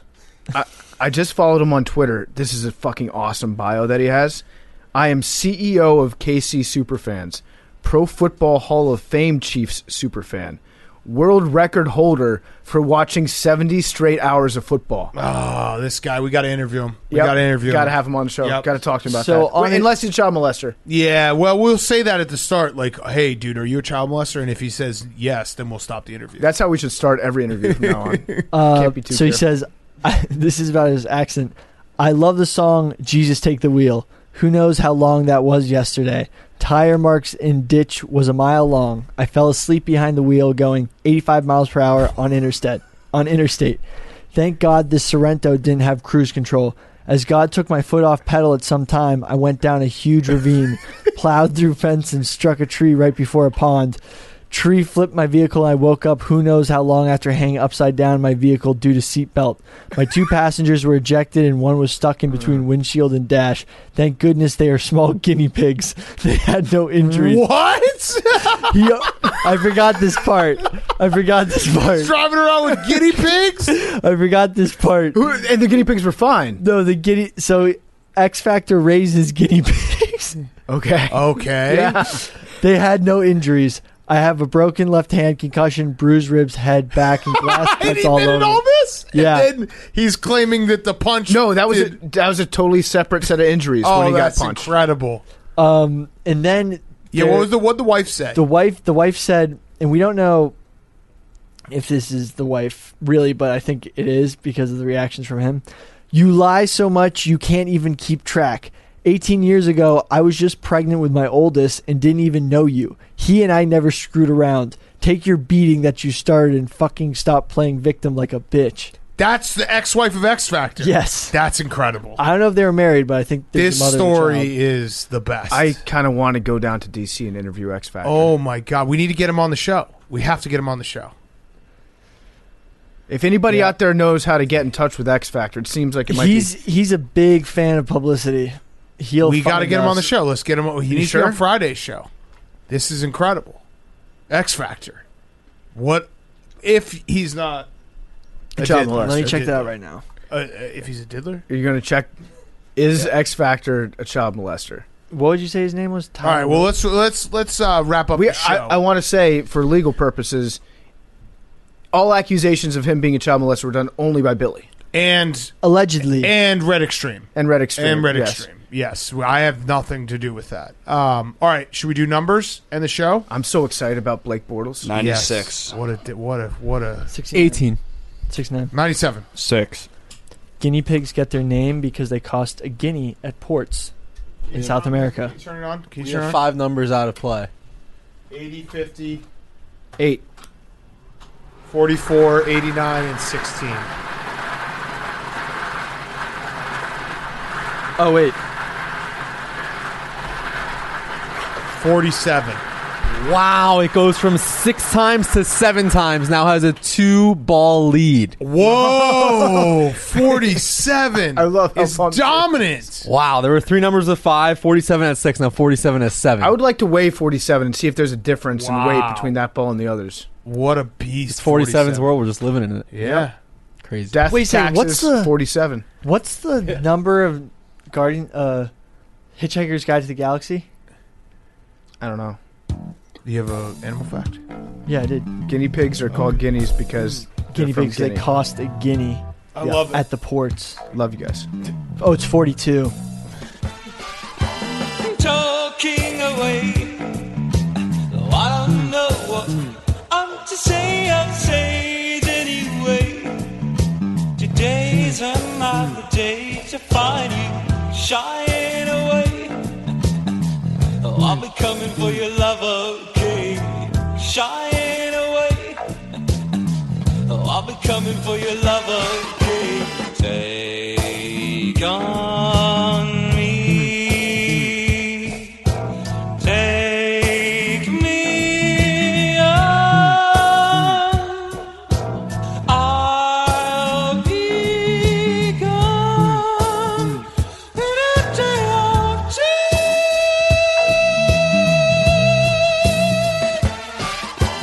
Needless to say, I'm on sentence, but I'm stolen away. Slowly learning that life is okay. Say up to me, It's no better to be safe than sorry. Say after me. It's no better to be safe than sorry. Take on